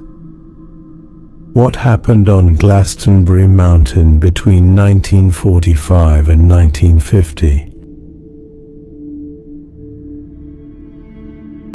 Chapter 9: Theories and Speculation. Over the 70-plus years since Frida Langer's body was found, countless theories have been proposed to explain the Bennington Triangle disappearances. Let's examine them. Theory 1. Serial killer. The most obvious explanation: someone was abducting and murdering people in the Glastenbury area. Evidence 4. Multiple disappearances in a concentrated geographic area over a short time period, lack of bodies except Frida's, suggests deliberate concealment. The victimology is varied enough, old and young, male and female, local and non-local, that it could suggest an opportunistic predator. Evidence against. The circumstances of disappearance make abduction extremely difficult to explain. How does a serial killer abduct someone from a moving bus full of witnesses? How does he grab an 8-year-old within 15 minutes from a farm where his parents are present? How does he take an experienced hiker on a quarter-mile walk without leaving any traces? No similar disappearances have occurred in the area since 1950. Serial killers don't typically stop unless they're caught, die, or move away. The complete lack of physical evidence, no disturbed ground, no footprints, no witnesses seeing anything suspicious, seems almost impossible if a human abductor was responsible. The FBI investigated extensively and found no evidence of serial predation. If a killer was responsible, he was extraordinarily skilled, extraordinarily lucky, and extraordinarily selective about his timeline. Theory 2. Independent accidents. Perhaps each disappearance has its own mundane explanation, and we're wrong to connect them. Evidence 4. Vermont's wilderness is genuinely dangerous. People do get lost. Accidents happen. Bodies can remain undiscovered for years in dense forest. The time period, 5 years, isn't actually that short when you consider how many thousands of people hike, hunt, and travel through the area annually. Our brains are pattern-seeking machines. We may be imposing connections that don't actually exist. Evidence against. The specific circumstances of each disappearance seem to rule out ordinary accidents. Rivers was an expert guide on familiar ground. Paula was on a well-traveled trail with people behind her. James Tedford was on a bus. These aren't scenarios where "oops, got lost" makes sense. The complete absence of evidence in almost every case goes beyond what random chance would suggest. Even in difficult terrain, search parties usually find something: torn clothing, disturbed ground, some indication of what happened. This theory requires us to believe in a remarkable series of individual improbabilities, all occurring in the same small area over 5 years. Possible? Yes. Likely? Harder to argue. Theory 3. The wilderness itself. Some have proposed that Glastenbury Mountain's terrain contains natural features that could explain the disappearances: hidden caves, underground streams, areas of unstable ground that could swallow someone whole. Evidence for Vermont's geology includes limestone caves and underground waterways. The dense forest and difficult terrain could conceivably hide natural hazards. This would explain why bodies weren't found. They're underground or in locations that haven't been discovered yet. Evidence against. Geological surveys of the area haven't revealed any massive cave systems or particularly dangerous ground features in the locations where people disappeared. This doesn't explain cases like James Tedford, who vanished from a bus, or Paul Jean, whose scent trail ended abruptly above ground. The 5-year time frame and then complete cessation of disappearances suggests a pattern, not random natural hazards. Theory 4. Voluntary disappearance. Could some or all of these people have deliberately vanished, starting new lives elsewhere? Evidence for people do sometimes choose to disappear, leaving their old lives behind. In the 1940s and early 1950s, before comprehensive databases and ubiquitous surveillance, it was easier to vanish and restart somewhere new. Evidence against. None of the victims had obvious motives. Paula Welden was a happy college student. Frida Langer had a business and a good marriage. Paul Jean was 8 years old. Middie Rivers was 74 and by all accounts content with his life. The circumstances make planned disappearance nearly impossible in most cases. How does James Tedford plan to vanish from a bus while leaving his belongings behind? How does an 8-year-old orchestrate his own disappearance? No one has ever confirmed any of these 5 people alive somewhere else, despite decades passing and extensive investigation.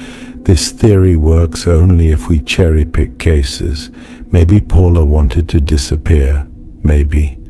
But it falls apart completely when applied to the others. Theory 5. Animal attacks. Could large predators be responsible? Evidence for Vermont has black bears and historically may have had mountain lions or other large predators. Animal attacks could explain the lack of struggle signs if victims were ambushed. Predators could potentially drag bodies to dens or consume them entirely, explaining the lack of remains. Evidence against. Black bears very rarely attack humans, almost never fatally, and certainly don't make bodies vanish without a trace. Search parties would have found blood, torn clothing, drag marks, or other signs of animal activity. This doesn't explain James Tedford's vanishing from a bus. Bloodhounds would have picked up animal scents in the Paul Jean case. This theory is sometimes combined with speculation about unknown large predators, perhaps an undiscovered species or a surviving population of mountain lions, but the evidence simply doesn't support it. Theory 6. Weather and disorientation. Glastenbury Mountain is known for unpredictable weather. The Abenaki called it a place where the four winds meet, and modern meteorology confirms that weather can change rapidly on the mountain due to its position and elevation. Evidence for sudden weather changes could disorient even experienced hikers. Hypothermia can cause confusion and irrational behavior, leading people to wander away from trails. Dense fog is common on the mountain and could explain how people got lost on familiar terrain. This would explain why people vanished even in areas they knew well. Evidence against. Weather conditions were documented for most of these disappearances and weren't extreme. This theory doesn't explain the complete lack of evidence or why bodies weren't found during extensive searches. It certainly doesn't explain James Tedford vanishing from a bus. Disoriented hikers typically leave traces, broken branches, footprints in soft ground, dropped items. Weather may have been a contributing factor, but it doesn't explain the cases by itself. Theory 7. Human trafficking.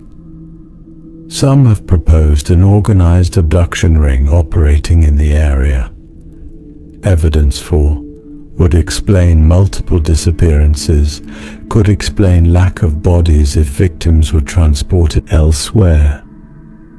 The varied victimology, different ages, genders, might suggest opportunistic abduction. Evidence against.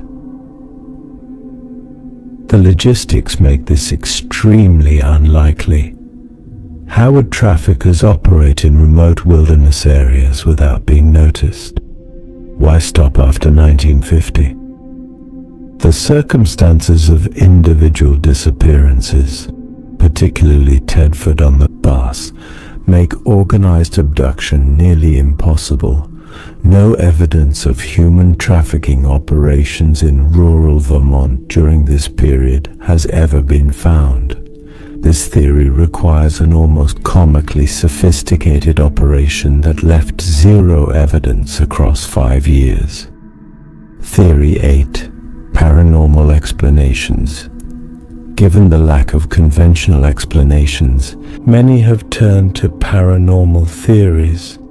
These include interdimensional portals or thin places where people slip into another reality, time slips or temporal anomalies, alien abduction, the presence of malevolent spirits or entities, a curse on the mountain dating back to Abenaki times, Bigfoot or other cryptid creatures.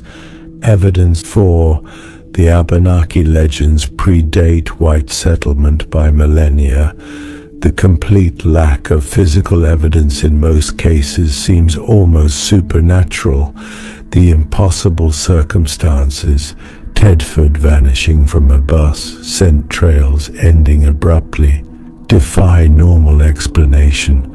The geographic concentration and time-limited nature of disappearances suggests something beyond random chance. Evidence against. No scientific evidence supports any paranormal explanation. Paranormal theories are unfalsifiable. They can't be proven or disproven, which makes them intellectually unsatisfying. Many impossible disappearances throughout history eventually receive mundane explanations once all facts are known. The paranormal explanations are perhaps the most honest in one sense. They acknowledge that we don't know what happened and may never know, but they substitute one mystery for another, without actually advancing our understanding.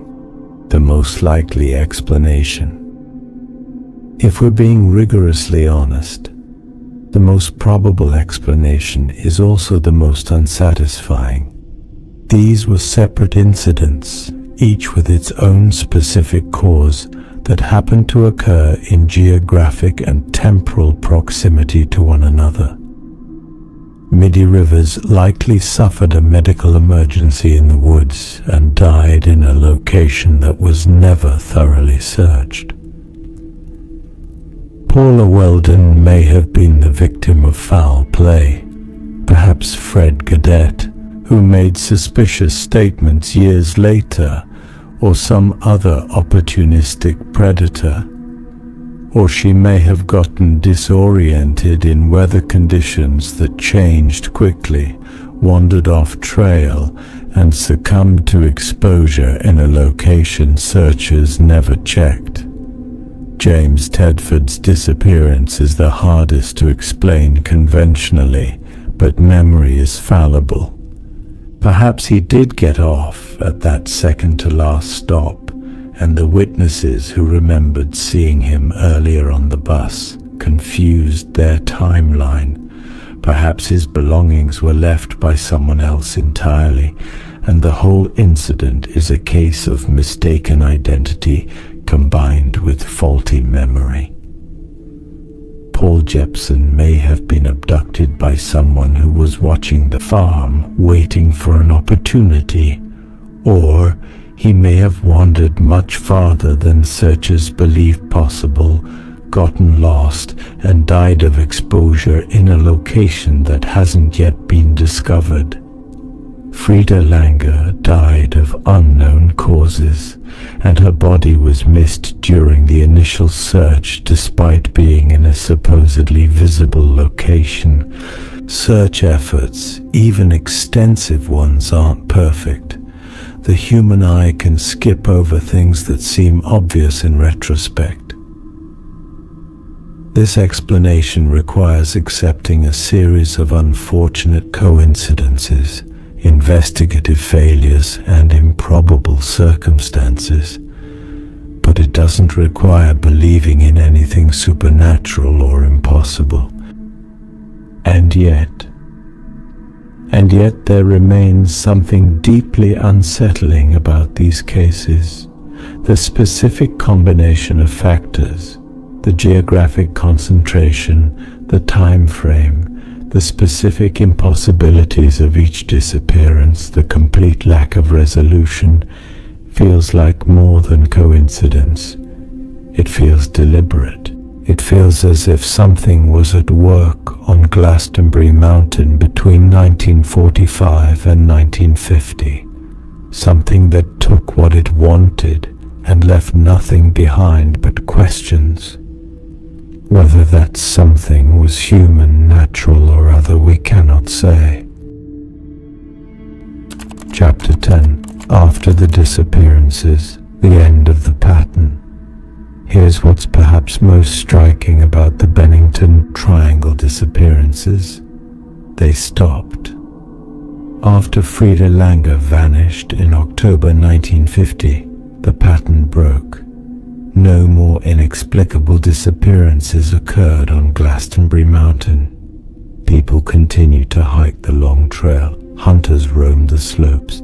Campers and tourists visited the area. The Somerset Reservoir remained a popular destination. And nothing happened.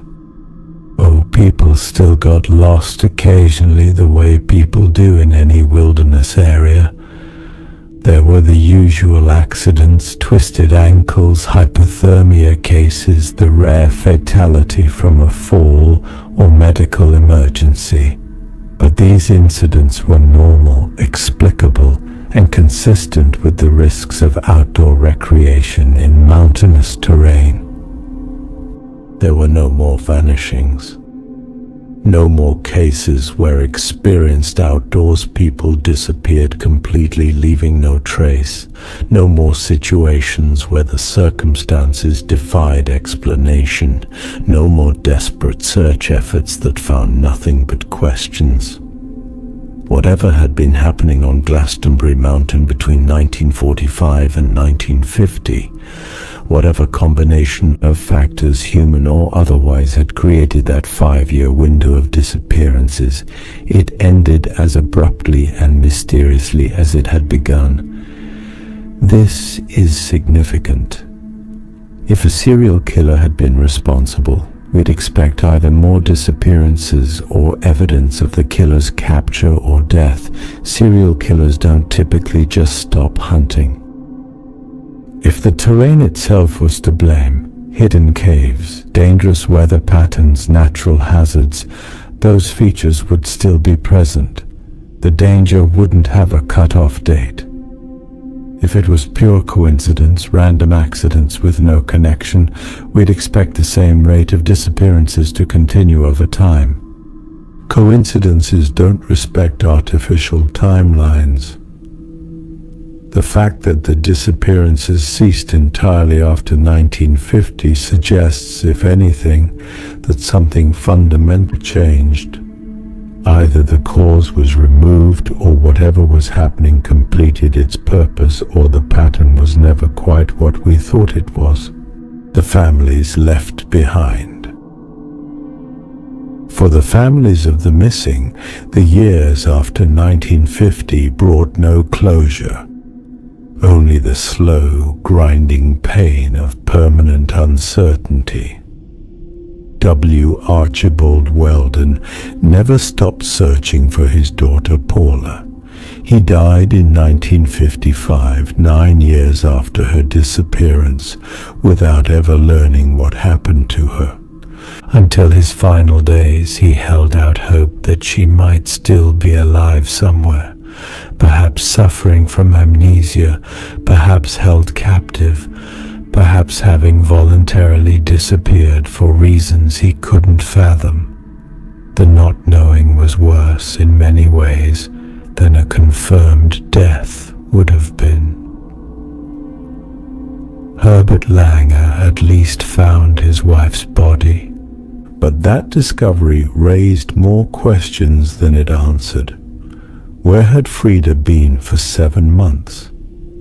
How had her body ended up in a location that had been thoroughly searched? What had killed her? The medical examiner's inability to determine a cause of death left Herbert with a different kind of uncertainty, not whether she was dead, but how and why. The Jepson family endured perhaps the cruelest fate. Their 8-year-old son had simply vanished, leaving behind only a trail that ended impossibly in the woods. For the rest of their lives, they would look at every dark-haired boy roughly Paul's age and wonder. They would hear stories of recovered missing children and feel that terrible surge of hope, only to have it dashed when it wasn't their son. They would wonder if he'd suffered, if he'd been frightened, if he'd called for them in those final moments. The families of Middie Rivers and James Tedford faced similar agonies. No body, no evidence, no explanation, just absence where a person had been. Vermont eventually passed laws creating better coordination between law enforcement agencies, improving search and rescue protocols, and establishing clearer jurisdiction in missing persons cases. Some of these reforms were directly inspired by the inadequate initial response to Paula Welden's disappearance. But no amount of bureaucratic reform could answer the fundamental questions these cases posed. Glastonbury. Today, modern Glastonbury remains sparsely populated. According to the 2020 census, the town has 8 residents. Yes, 8. It is one of the least populated areas in Vermont, a distinction it has held for decades. The old town center, such as it was, has been reclaimed by forest. The sawmills are gone, rotted away, or collapsed completely. The boarding house that briefly served as a resort is a pile of weathered timber and broken glass, gradually disappearing beneath decades of leaf litter and undergrowth. The railroad tracks were torn up long ago, their route now marked only by an occasional clearing in the trees where the bed once ran. The long trail still traverses Glastenbury Mountain, and hardy hikers still climb to the summit. On clear days, the view is spectacular. You can see 5 states from the old fire tower at the peak. But fewer people hike the Glastenbury section than other portions of the long trail. It has a reputation, and in the age of internet horror stories and true crime podcasts, that reputation has only grown. Trail registers at the approach to Glastenbury Mountain often contain comments from hikers who felt uneasy on the mountain, who experienced odd sounds or sensations, who got the distinct feeling they were being watched. Are these experiences real, or are they the product of expectation and suggestion? The power of knowing a place's history to color your perception of it. Hard to say. Paranormal investigators regularly visit the mountain, conducting overnight vigils and recording sessions, looking for evidence of whatever they believe haunts these slopes. They report anomalous sounds, unexplained lights, equipment malfunctions, feelings of being watched or followed.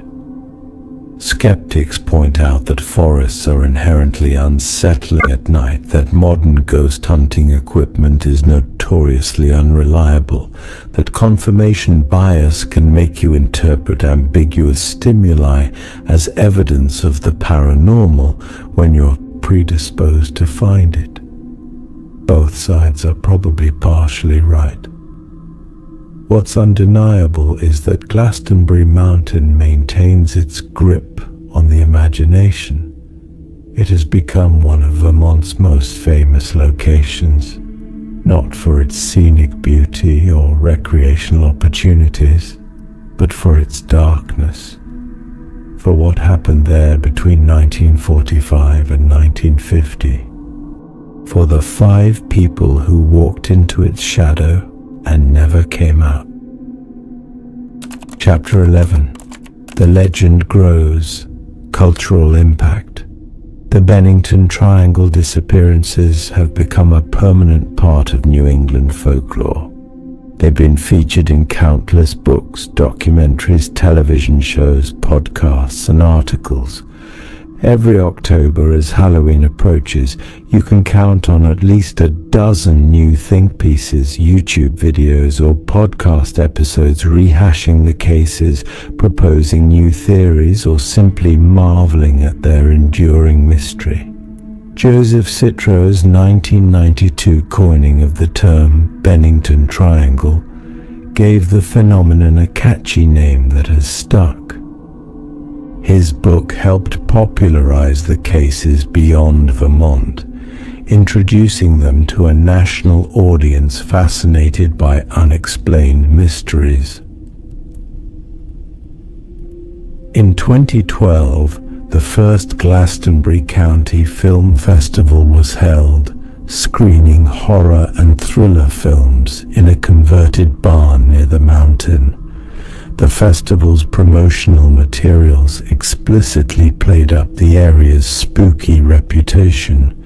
The 2013 documentary, the Glastenbury Documentary Project, attempted to investigate the disappearances through a combination of historical research and paranormal investigation. Like most attempts to solve these cases, it raised interesting questions but provided few answers. Horror films and novels have used the Bennington Triangle as inspiration or setting. The 2015 film Yellow Brick Road drew loosely on the concept of an entire community disappearing in New Hampshire woods, a clear nod to Glastonbury's history. Countless creepypasta stories and Reddit threads have kept the cases alive in internet horror culture.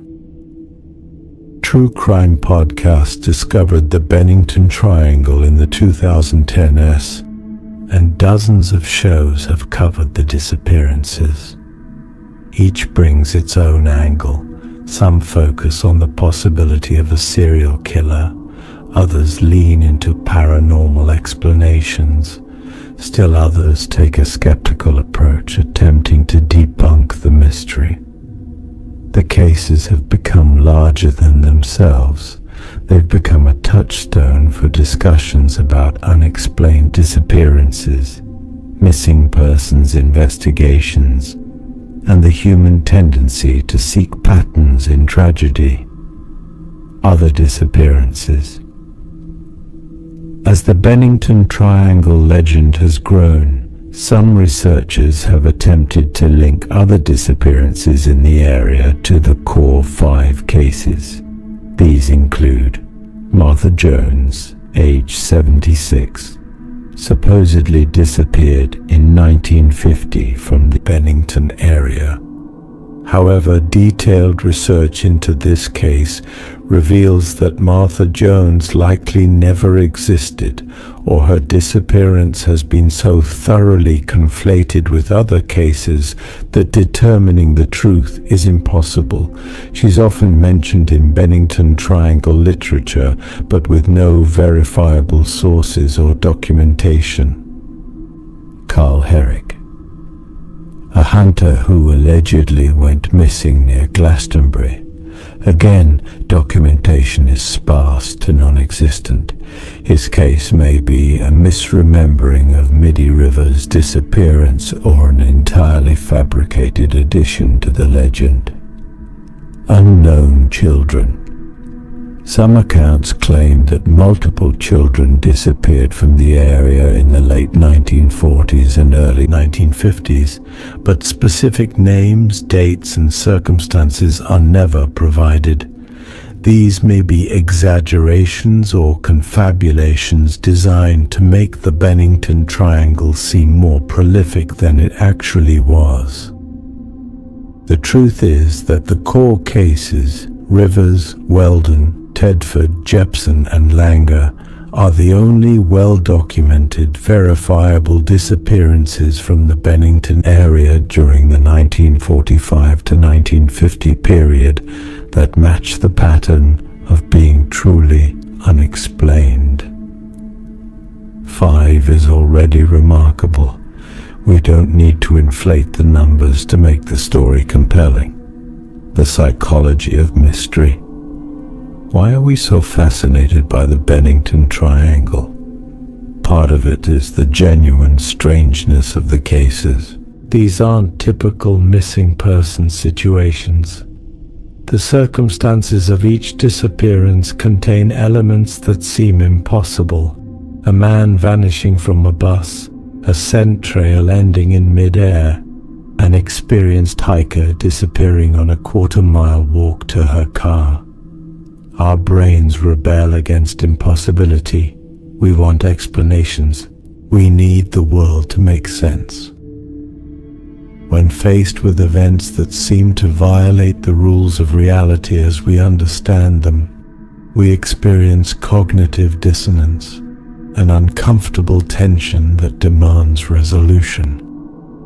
The Bennington Triangle cases never provide that resolution. They remain open wounds in our understanding of what's possible. There's also something primal about the fear these cases evoke. They speak to our ancient terror of the wilderness, of nature as an entity that doesn't care about human life or human understanding. For thousands of years, humans have told stories about the dangers lurking in forests. Wolves, bears, getting lost, freezing to death. The Bennington Triangle adds a more unsettling element, not just the danger of nature, but the suggestion of something actively malevolent, something that takes people deliberately. And then there's the geographic specificity. This isn't a vague "people disappear in forests sometimes" story. This is people disappeared on this specific mountain during these specific years. You can go there. You can hike the same trails Paula Welden walked. You can stand at the Somerset Reservoir where Frida Langer was last seen. The proximity to reality makes it more frightening. Finally, there's the temporal closure. The disappearances stopped. Whatever was happening ended after 1950. This suggests the pattern was real, not just random coincidence stretched across centuries. It had a beginning and an end. It was finite. And somehow that makes it feel even more intentional, more designed, more inexplicable. We are drawn to these mysteries because they remind us that despite all our technology, despite our maps and GPS systems and search and rescue protocols, despite our conviction that we've mapped and understood every corner of our world, there are still places where people can vanish without a trace. There are still questions we cannot answer. Chapter 12. The Abenaki Perspective. Ancient Warnings. To truly understand Glastenbury Mountain, we should return to the beginning, to the people who knew these lands long before European settlers arrived with their surveying equipment and their certainty. The Abenaki people lived in what is now Vermont for thousands of years before contact with Europeans. They were not a single tribe, but a confederation of related groups. The Western Abenaki in Vermont and New Hampshire, the Eastern Abenaki in Maine. They knew every river, every mountain, every valley in their territory. They knew which places were good for hunting, which streams held the most fish, where to find medicinal plants, where to build summer villages and winter camps, and they knew which places to avoid. The exact nature of their beliefs about Glastonbury has been obscured by time and by the cultural destruction that followed European colonization. What we have are fragments, stories passed down orally, references in early colonial writings, second-hand accounts recorded decades or centuries after the fact. What's clear is that Glastonbury held a special significance and not a positive one. The Abenaki reportedly called the area where the four winds met a place where weather was unpredictable and dangerous. Some accounts suggest they believed the mountain was cursed, though the word "cursed" is likely a European interpretation of a concept that didn't translate neatly into English. There are references to a stone or rock formation on the mountain that was enchanted or malevolent, a place that would swallow anyone who stepped upon it. Whether this was a literal belief in a magical stone or a metaphorical warning about dangerous terrain is unclear. Some stories describe tall, hair-covered beings living on the mountain, creatures that were neither fully human nor fully animal. These descriptions might refer to what we'd now call Bigfoot or Sasquatch, though such interpretations impose modern cryptozoological frameworks onto indigenous beliefs that may have been more complex and spiritual in nature. The Abenaki are known to have buried their dead at the base of Glastenbury Mountain, marking it as a boundary between the world of the living and the world of the spirits. But they did not live on the mountain itself. It was a threshold, a liminal space, not a place for permanent settlement. This pattern of recognizing certain places as spiritually significant but dangerous, as boundaries not to be crossed casually, appears in indigenous traditions around the world. Sacred spaces are not always welcoming spaces. Some places are sacred precisely because they are dangerous, because they belong to forces beyond human control or comprehension. When European settlers dismissed these warnings as superstition, they may have been discarding wisdom earned through thousands of years of observation and experience. The colonizers' hubris. There's a pattern in American history that repeats with depressing regularity. European settlers arrive in an area, dismiss indigenous warnings as primitive superstition, exploit the land's resources with no thought to long-term consequences, and only later discover that maybe the people who'd lived there for millennia had good reasons for their cautions. Glastenbury fits this pattern perfectly. The town was chartered in 1761 by people who'd never seen the land. It was settled by families who struggled to survive on the mountain's harsh slopes. It boomed briefly when logging operations stripped the mountain bare, then collapsed when those resources were exhausted. And throughout this period, the death toll was higher than it should have been.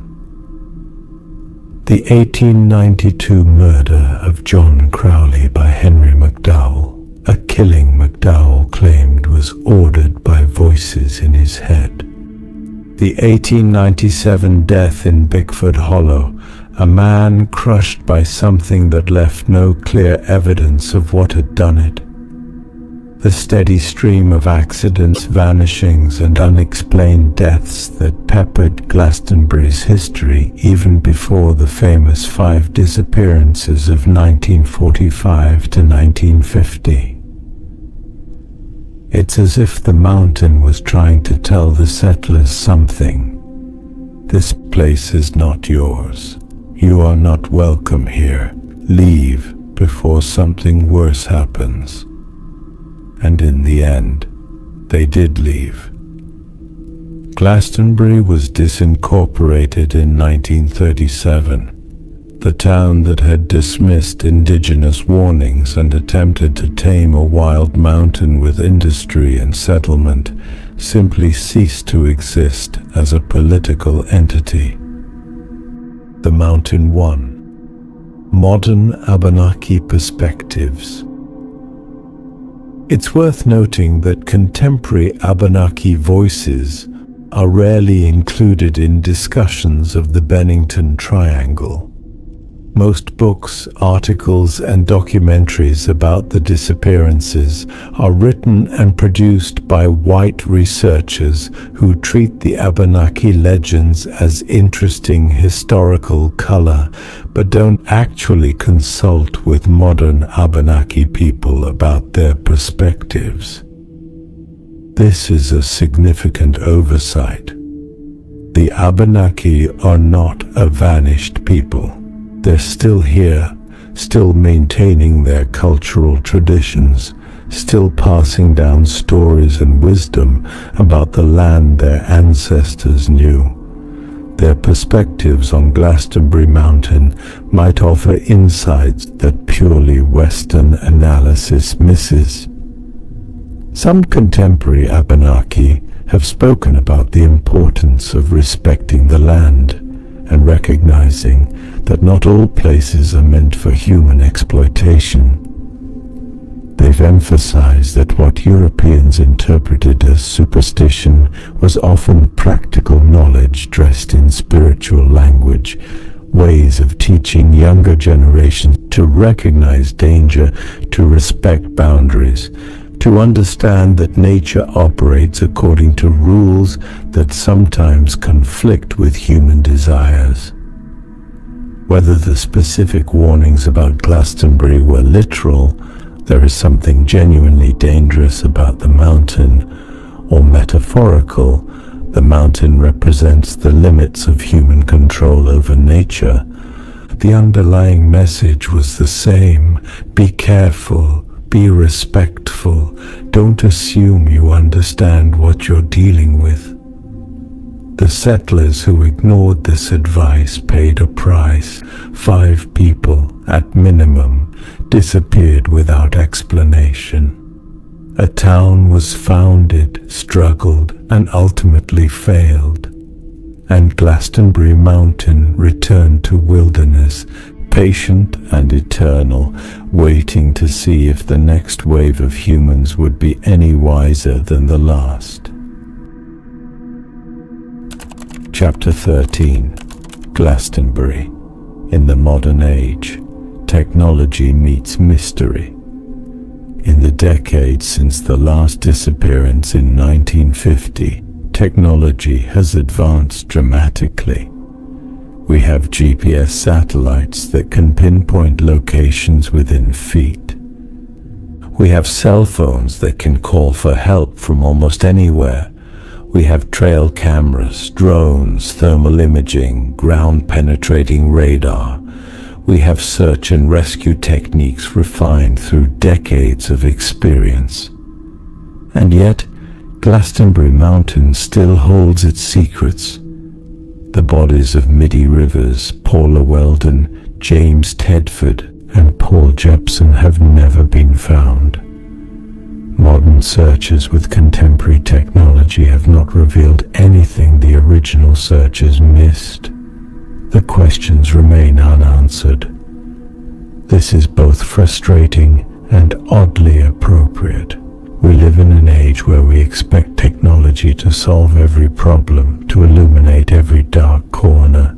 The persistence of genuine mystery that resists our satellites and our databases and our algorithmic analysis, is almost an affront to modern sensibility. But perhaps there's value in that.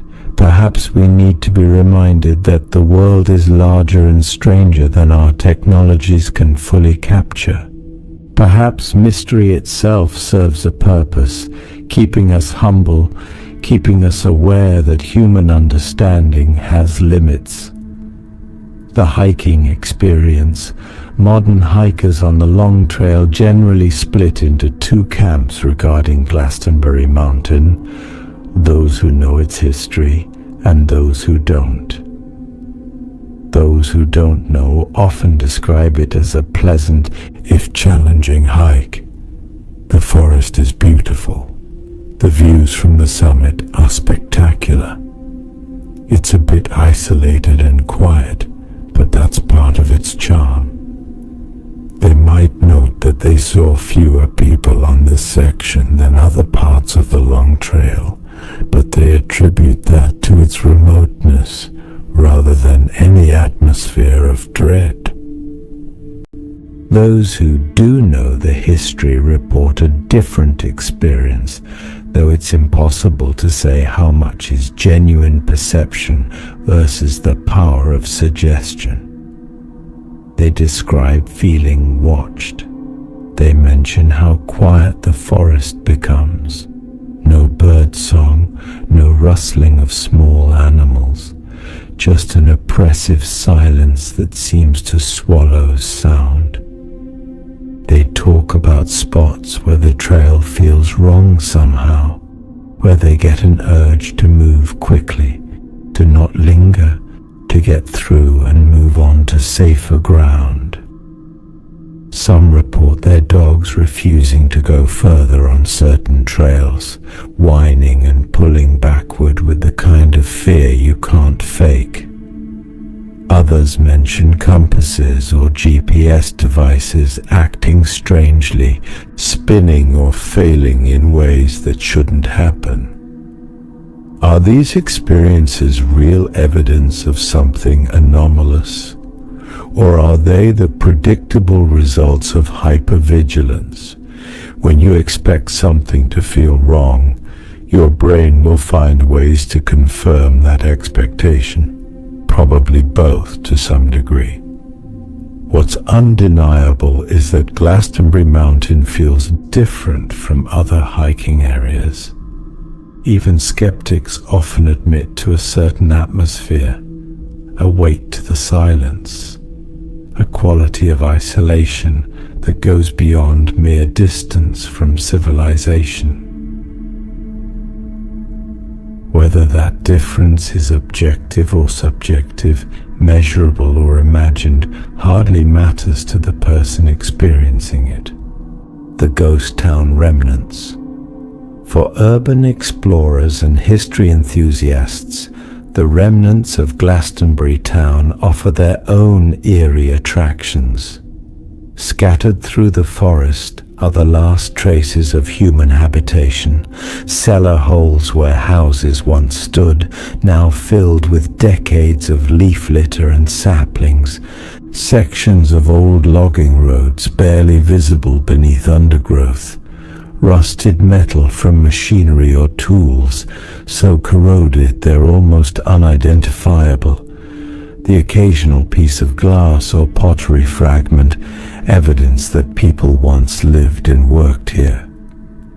The old Glastenbury ghost town is accessible by hiking trails, though town is perhaps too generous a word for what remains. A few foundations, some scattered debris, interpretive signs placed by the Forest Service explaining what used to be here back when this was a thriving community. Standing in these ruins, surrounded by the forest that has reclaimed what was once cleared land, you can feel the weight of time and the ultimate futility of human attempts to dominate nature. Glastenbury is a memorial to impermanence, to the way wilderness patiently waits for us to exhaust ourselves and leave. It's fitting in a way. The town that existed in defiance of every warning, that stripped the mountain bare and declared victory over the wilderness, has been completely erased. Future generations might hike these trails without ever knowing a community existed here. The mountain has had its revenge. Chapter 14. Similar cases. The Bennington Triangle is not unique. While the Bennington Triangle is one of the most famous clusters of unexplained disappearances, it's not the only one. Across North America and around the world, there are places with similar reputations, areas where people vanish under circumstances that resist conventional explanation. The Alaska Triangle, an area between Juneau, Anchorage and Barrow, where since 1988 more than 16,000 people have disappeared. Some of these are explicable. Alaska is vast, wild and dangerous, but the sheer number of cases and the proportion that remain unsolved has led to speculation about everything from unusual magnetic fields to portals to other dimensions. The Michigan Triangle, a section of Lake Michigan where ships and planes have disappeared, sometimes without leaving any debris. The lake's dangerous weather and deep cold waters explain many losses, but some cases remain genuinely puzzling. The Bermuda Triangle, the most famous of all, a region in the Atlantic Ocean bounded by Miami, Bermuda and Puerto Rico, where ships and aircraft have allegedly vanished under mysterious circumstances. Most incidents have prosaic explanations: bad weather, navigational errors, equipment failures, but a few remain unexplained, and the legend persists. National parks.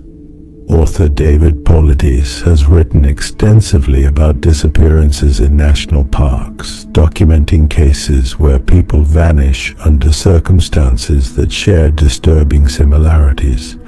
Experienced hikers in good health, often found much farther from their last known location than seems possible, sometimes found in areas that were thoroughly searched, or not found at all, despite massive search efforts. Critics argue that Paulides cherry-picks cases and ignores mundane explanations, but he's assembled a database that at minimum raises questions about whether something unusual happens in certain wilderness areas. The common threads. What's striking about all these cases, Bennington included, is the pattern of similarities. Geographic concentration in specific areas, lack of physical evidence despite extensive searches, disappearances of experienced outdoors people who should have known better, weather or environmental factors that might disorient victims but don't fully explain the outcome. A sense that something about the incidents resists normal explanation. Are these patterns real, or are they artifacts of how we process and remember information? Do we notice and remember the mysterious cases while forgetting the dozens of ordinary disappearances with mundane explanations? Both are probably true. There's certainly an element of confirmation bias and selective memory at work. But that doesn't mean there's nothing genuinely unusual happening. The missing 411 parallels. David Paulides' Missing 411 Inches research, whatever you think of his conclusions, identifies several common factors in unexplained wilderness disappearances. Victims often vanish near or in areas with water. Bad weather frequently occurs during or shortly after disappearance. Bodies, when found, are discovered in areas previously searched. Tracking dogs often cannot find or follow scent trails. Disappearances occur in clusters, multiple incidents in the same area over short time periods. Look at the Bennington Triangle cases through this framework. Water. Paula Welden was near streams and brooks. Frida Langer fell in a stream before disappearing. The Somerset Reservoir was nearby. Paul Jepson's trail ended near Hell Hollow Brook. Weather. Glastenbury is known for rapidly changing conditions. While specific weather during the disappearances wasn't always documented as severe, the mountain's unpredictable climate is legendary. Bodies in searched areas. Frida Langer's body was found in an area that had been thoroughly searched multiple times. Tracking dogs. Paul Jepson's scent trail ended abruptly, inexplicably, in a way that confused experienced handlers. Clusters. 5 disappearances in 5 years in a specific geographic area, then nothing. The parallels are striking. Whether they indicate something genuinely anomalous or simply reflect the inherent challenges of wilderness search and rescue is open to interpretation. Chapter 15. The Skeptical View, Occam's Razor. Let's be ruthlessly skeptical for a moment. Let's apply Occam's razor. the principle that the simplest explanation is usually correct, and see what we get. Middie Rivers. A 74-year-old man had a heart attack or stroke while hunting alone, collapsed off trail, and his body was never found because the search area was vast and covered in dense undergrowth. This happens. Wilderness search and rescue statistics show that bodies can remain undiscovered for years, even in areas that seem thoroughly searched. Paula Welden. A young woman decided to hike farther than she intended, got lost or disoriented as weather changed, wandered off trail, and died of exposure. Her body is in a location that hasn't been found. Alternatively, she encountered someone with bad intentions, possibly Fred Cadet, who made suspicious statements years later and was murdered, with her body concealed. James Tedford. The most challenging case for skeptics, but memory is fallible. Perhaps the witnesses who claimed to see Tedford on the bus during the early part of the journey were mistaken or confabulating. Perhaps Tedford got off at an earlier stop, and confusion about luggage and seating created the illusion he'd vanished from the bus itself.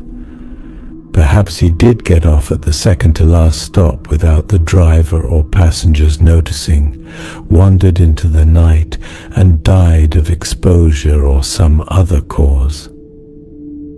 Paul Jeppson. An 8-year-old boy wandered into the woods, traveled much farther than anyone thought possible. Children in crisis can move surprising distances, and died in a location that hasn't been found. The scent trail ending abruptly could be explained by wind patterns, water, or the limitations of even well-trained dogs. Frida Langer got disoriented despite her experience, wandered away from the trail, and died. Her body was in a location that was inadequately searched initially, despite claims the area was thoroughly combed. 7 months of decomposition and animal activity modified the scene, but ultimately she was found exactly where she'd been all along. None of these explanations requires believing in anything supernatural or even particularly unusual. They require accepting that people make mistakes, searches are imperfect, memory is unreliable, bad luck happens. From this perspective, the Bennington Triangle is a myth, a pattern we've imposed on unrelated incidents because our brains crave narrative and meaning. The disappearances seem connected because we want them to be connected, not because they actually are. The problems with skepticism. But here's where the skeptical view runs into trouble. It's one thing to explain away individual cases. It's another to explain the cluster. 5 people, 5 years, same geographic area, all under circumstances that go beyond merely unusual into the realm of deeply strange, and then the pattern stops completely. The skeptical view requires us to believe that Middie Rivers, an expert woodsman, happened to die in such a way and place that an extensive search found nothing. Paula Welden, on a well-traveled trail with people behind her, vanished in the minute it took those people to round a bend. James Tedford somehow left a bus full of people without anyone noticing, leaving his belongings behind at a time when hypothermia would have killed him quickly. Paul Jeppson traveled far enough in 15 minutes to elude searchers, while somehow causing trained bloodhounds to completely lose his scent. Frida Langer's body sat in an open area for 7 months without being discovered, despite that area being searched multiple times by hundreds of people. Any one of these scenarios might be plausible, all 5 in the same small area within 5 years. The coincidence required starts to strain credulity. And then there's the cessation of disappearances. If these were just normal wilderness accidents happening by chance, why would they stop so completely after 1950? The terrain didn't change, the weather patterns didn't change, human behavior didn't change dramatically. What changed was something we can't quite identify, and that's what keeps these cases alive in our collective imagination. The skeptical view is valuable. It keeps us from leaping to supernatural conclusions. It reminds us that extraordinary claims require extraordinary evidence. But when applied too rigidly, skepticism becomes its own form of faith. Faith that everything must have a mundane explanation, even when the evidence suggests otherwise. The truth, as always, probably lies somewhere in between. Chapter 16. The Long Shadow. What Glastenbury teaches us. More than 70 years after the last disappearance, what can we learn from the Bennington Triangle? First, nature is more powerful than we like to admit.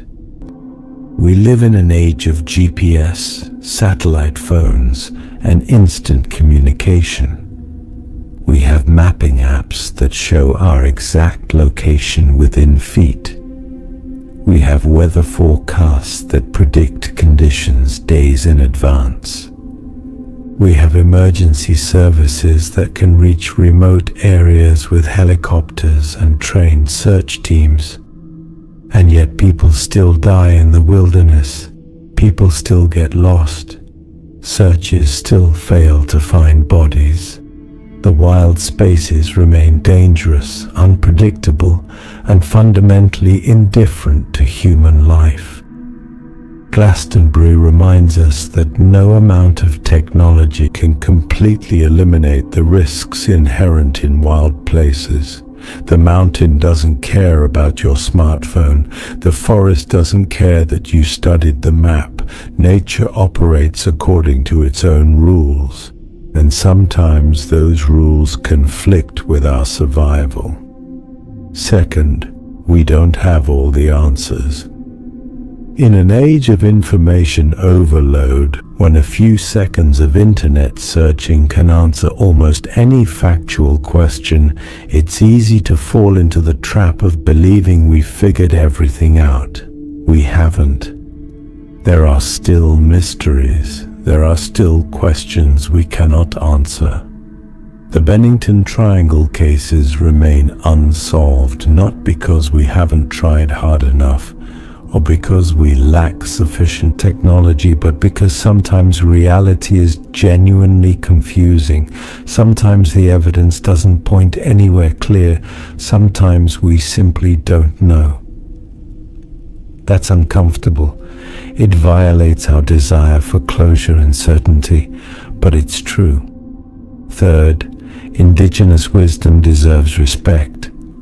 The Abenaki warnings about Glastenbury predated white settlement by thousands of years.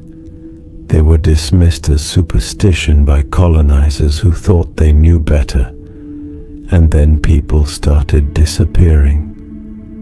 This doesn't mean the Abenaki had supernatural knowledge or that their spiritual belief should be taken as literal truth. It means they had accumulated generations of observation and experience about what places were safe and what places were dangerous. That knowledge, dressed in the language of spirits and curses, contained practical wisdom. When indigenous people tell you a place is dangerous, it's worth listening. They've usually earned that knowledge the hard way. Fourth, Our need for narrative can mislead us. The Bennington Triangle is a compelling story. 5 disappearances, all mysterious, all in the same area, all within a 5-year window.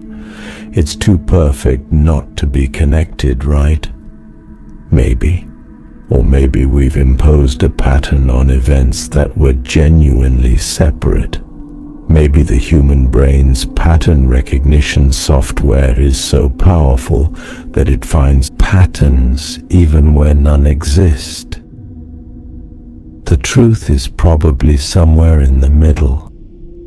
There probably is something unusual about this cluster of cases, but the story we've built around them, the neat narrative of a cursed mountain that hunts people, might be more fiction than fact. We should hold our explanations loosely, always willing to revise them when new evidence appears. 5th, mystery has value. In a world that seems increasingly explained, catalogued, and mapped, the Bennington Triangle represents something precious, genuine mystery. We don't know what happened to Paula Welden. We don't know where Middie Rivers died. We don't know how James Tedford vanished from a bus. These questions remain open, inviting speculation, investigation, and wonder. There's something good about that. Mystery keeps us humble. It reminds us that the universe is larger and stranger than our current understanding captures. It invites continued curiosity and investigation. It keeps us asking questions. Maybe we'll never solve these cases. Maybe that's okay. Maybe the value lies not in finding answers, but in remaining willing to sit with uncertainty, to acknowledge what we don't know, to respect the limits of human understanding. Chapter 17. Personal Accounts. Modern Experiences on Glastenbury. Over the decades since the famous disappearances, countless hikers have shared their experiences on Glastenbury Mountain. While most describe nothing unusual, a persistent minority report incidents that range from mildly unsettling to genuinely frightening. One hiker in the late 1990s described becoming suddenly disoriented on a section of trail she'd hiked multiple times before. The landmarks looked familiar, but somehow wrong, as if she was seeing them from an angle that didn't match her memory. Her sense of direction completely failed her. She ended up sitting on a rock for 2 hours until the feeling passed and she could reorient herself using the sun's position. A father and son hiking in 2008 reported their GPS device failing inexplicably near the summit.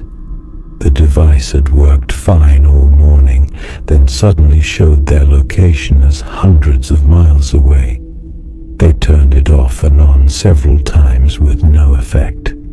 When they descended below a certain elevation, it started working normally again. They couldn't explain it. A woman camping near the Somerset Reservoir in 2015 woke in her tent around 2 a.m. to the sound of someone walking circles around her campsite.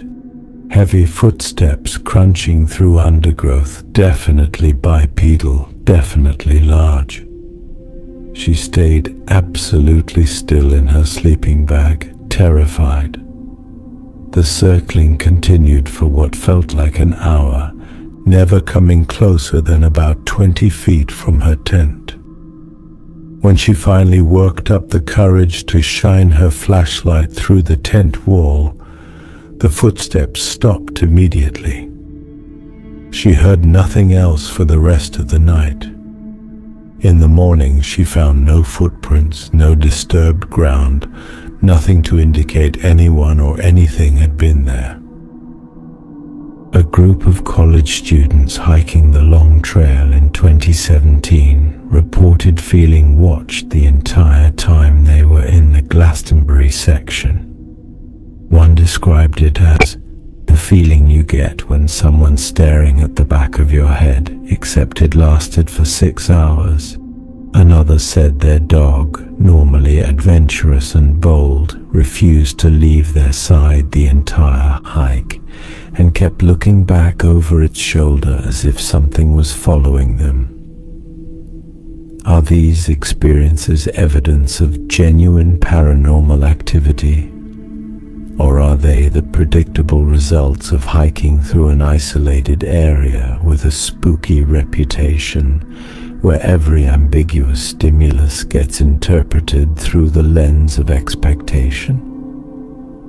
Probably both, depending on the specific incident. What's interesting is the consistency of certain themes. Feeling watched, feeling disoriented, technology malfunctioning, animals acting strangely. These patterns suggest either that something genuinely unusual happens on Glastenbury, or that knowledge of the mountain's history creates remarkably similar psychological responses across different visitors. Either way, the mountain's reputation is self-perpetuating. Each new story adds to the legend, making the next visitor more likely to experience something unsettling, which creates another story, and so on. The last known sighting. There is one more story worth telling, though its authenticity is impossible to verify. In 1990, an amateur photographer was hiking alone in the Glastenbury area, taking nature shots for a personal project. She set up her camera on a tripod to capture a long exposure image of the sunset through the trees. When she developed the film later, there was something in the photo that she hadn't seen with her naked eye. In the distant background, barely visible through the trees, was a human figure. It appeared to be a woman, wearing what looked like dark clothing, standing perfectly still and facing the camera. The photographer was certain she'd been alone. She'd seen no one during her entire hike. The area where the figure appeared was several hundred yards away, down a steep slope through dense forest, not a place anyone would casually stand. She kept the photo but never showed it to anyone, worried people would think she fabricated it or accuse her of trying to profit from the Bennington Triangle legend. Years later, she shared the image with a paranormal research group who analyzed it extensively. They concluded the figure was definitely part of the original photograph, not added in post-processing or digitally manipulated. Whether it represented an actual person, a trick of shadow and light, or something else, they couldn't say. The researcher who told me this story itself secondhand, remember, claimed the figure in the photo bore a striking resemblance to Paula Welden, based on photographs from 1946. I include this story not because I can verify its truth, but because it's representative of how the Bennington Triangle has taken on a life of its own in regional folklore. Every few years a new story emerges. Someone claims to have seen something. Someone has footage or photos. Someone has a new theory. Most of these stories turn out to be misidentifications, hoaxes, or sincere misinterpretations of ambiguous evidence. But they keep the legend alive, ensuring that Glastenbury Mountain remains, in the public imagination, a place where the veil between reality and mystery grows thin. Chapter 18. The Final Mystery. What we know for certain. Let's strip away all speculation, all theory, all storytelling embellishment, and focus solely on what we can verify. Fact 1. Between November 1945 and October 1950, 5 people disappeared in the Bennington, Vermont area under circumstances that have never been satisfactorily explained. Fact 2. These 5 people were Middie Rivers, age 74, Paula Jean Welden, age 18, James Edward Tedford, age unknown, elderly, Paul Jepson, age 8, and Frida Langer, age 53. Fact 3. 4 of these 5 people were never found. Frida Langer's body was discovered 7 months after her disappearance in a location that had been searched multiple times. Fact 4. Each disappearance involves circumstances that at minimum are highly unusual. An experienced guide vanishing without trace, a college student disappearing around a bend on a busy trail, a man apparently vanishing from a bus, a child's scent trail ending impossibly, an experienced hiker failing to complete a quarter-mile of walk. Fact 5. Despite extensive search efforts involving thousands of volunteers, modern search and rescue techniques, police investigations, FBI involvement, and decades of subsequent research, no definitive explanation has been found for what happened to these 5 people. Fact 6. After October 1950, the pattern of unexplained disappearances in the area ceased. Normal wilderness accidents and disappearances continue at rates consistent with other similar geographic areas, but there have been no more cases matching the specific characteristics of the 1945 to 1950 incidents. Fact 7.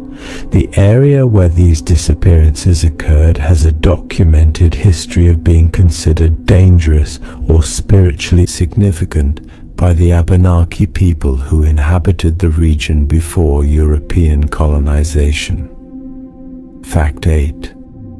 The town of Glastenbury, which existed on the mountain's slopes, was disincorporated in 1937 after its population dwindled to the point where maintaining a town government was no longer practical. That's it.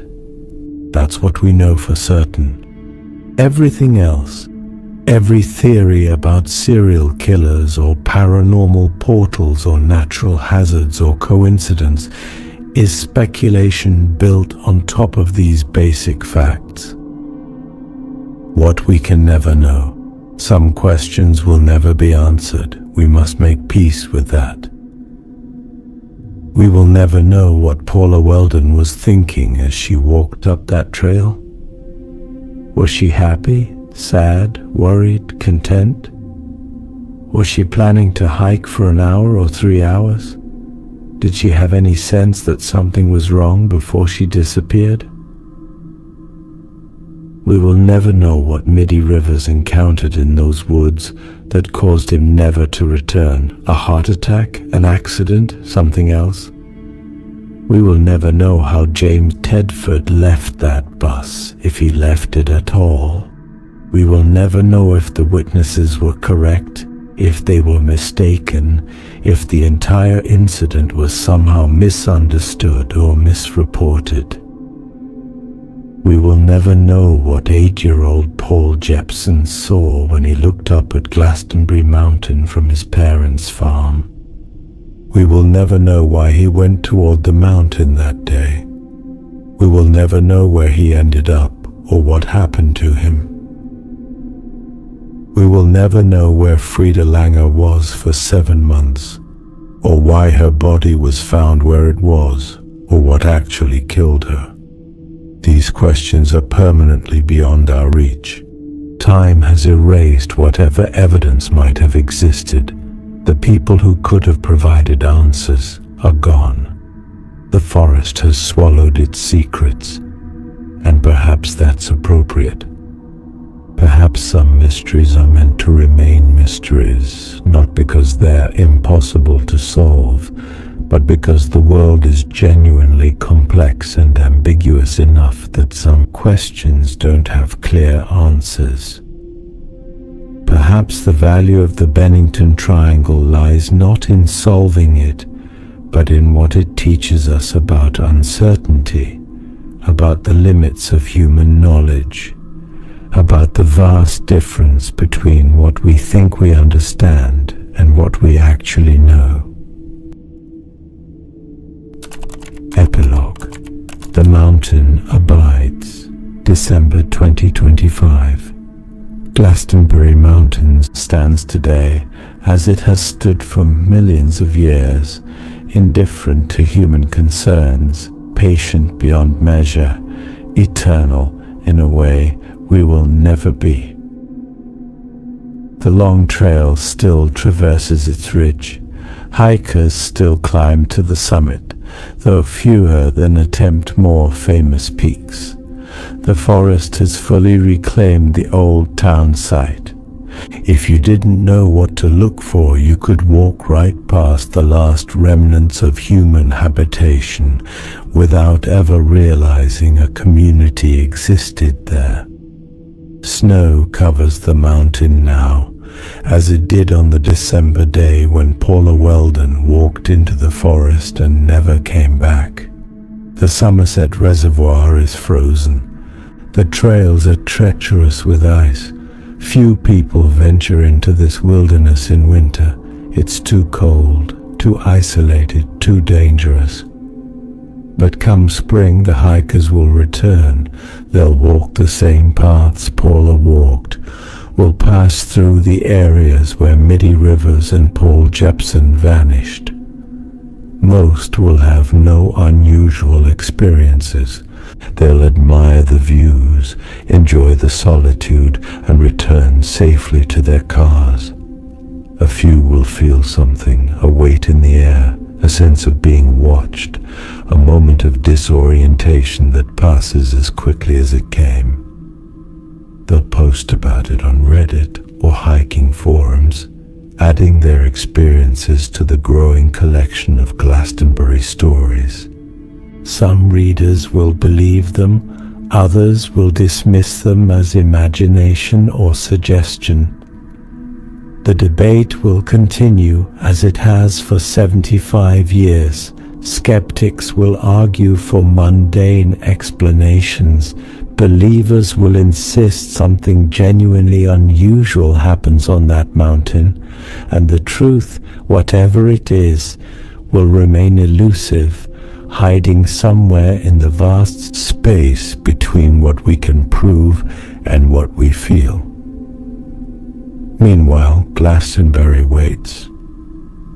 It has taken 5 lives that we know of, 5 people who walked into its shadow and never emerged.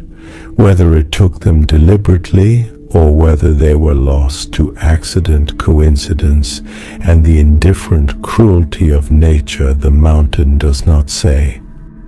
It keeps its secrets well. And on quiet nights, when the wind moves through the trees and the moon casts shadows that seem deeper than they should be, you can almost imagine that the mountain is aware, that it remembers, that it knows exactly what happened to Middie Rivers and Paula Welden and James Tedford and Paul Jean and Frida Langer.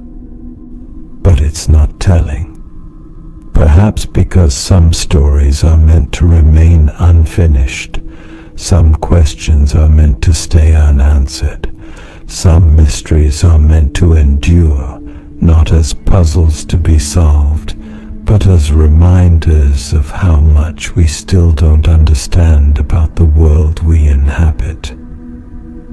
Glastenbury Mountain has stood for millions of years. It will stand for millions more.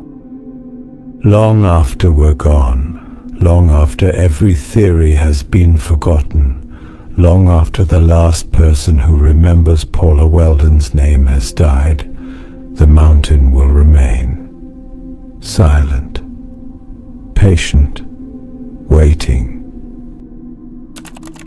Close your eyes one last time. You're standing at the base of Glastenbury Mountain. The trail stretches ahead of you, winding up through dense forest toward a summit you cannot see. The air is cool, the forest is quiet, and somewhere in those trees, in the deep silence of the wilderness, 5 people walked and never came back. You can turn around now. You can return to safety, to the known world, to places where people don't disappear without explanation. Or you can take one step forward, then another, following the trail wherever it leads. The choice has always been yours. But remember, the mountain is watching. It always has been, and it always will be. Sleep well, if you can.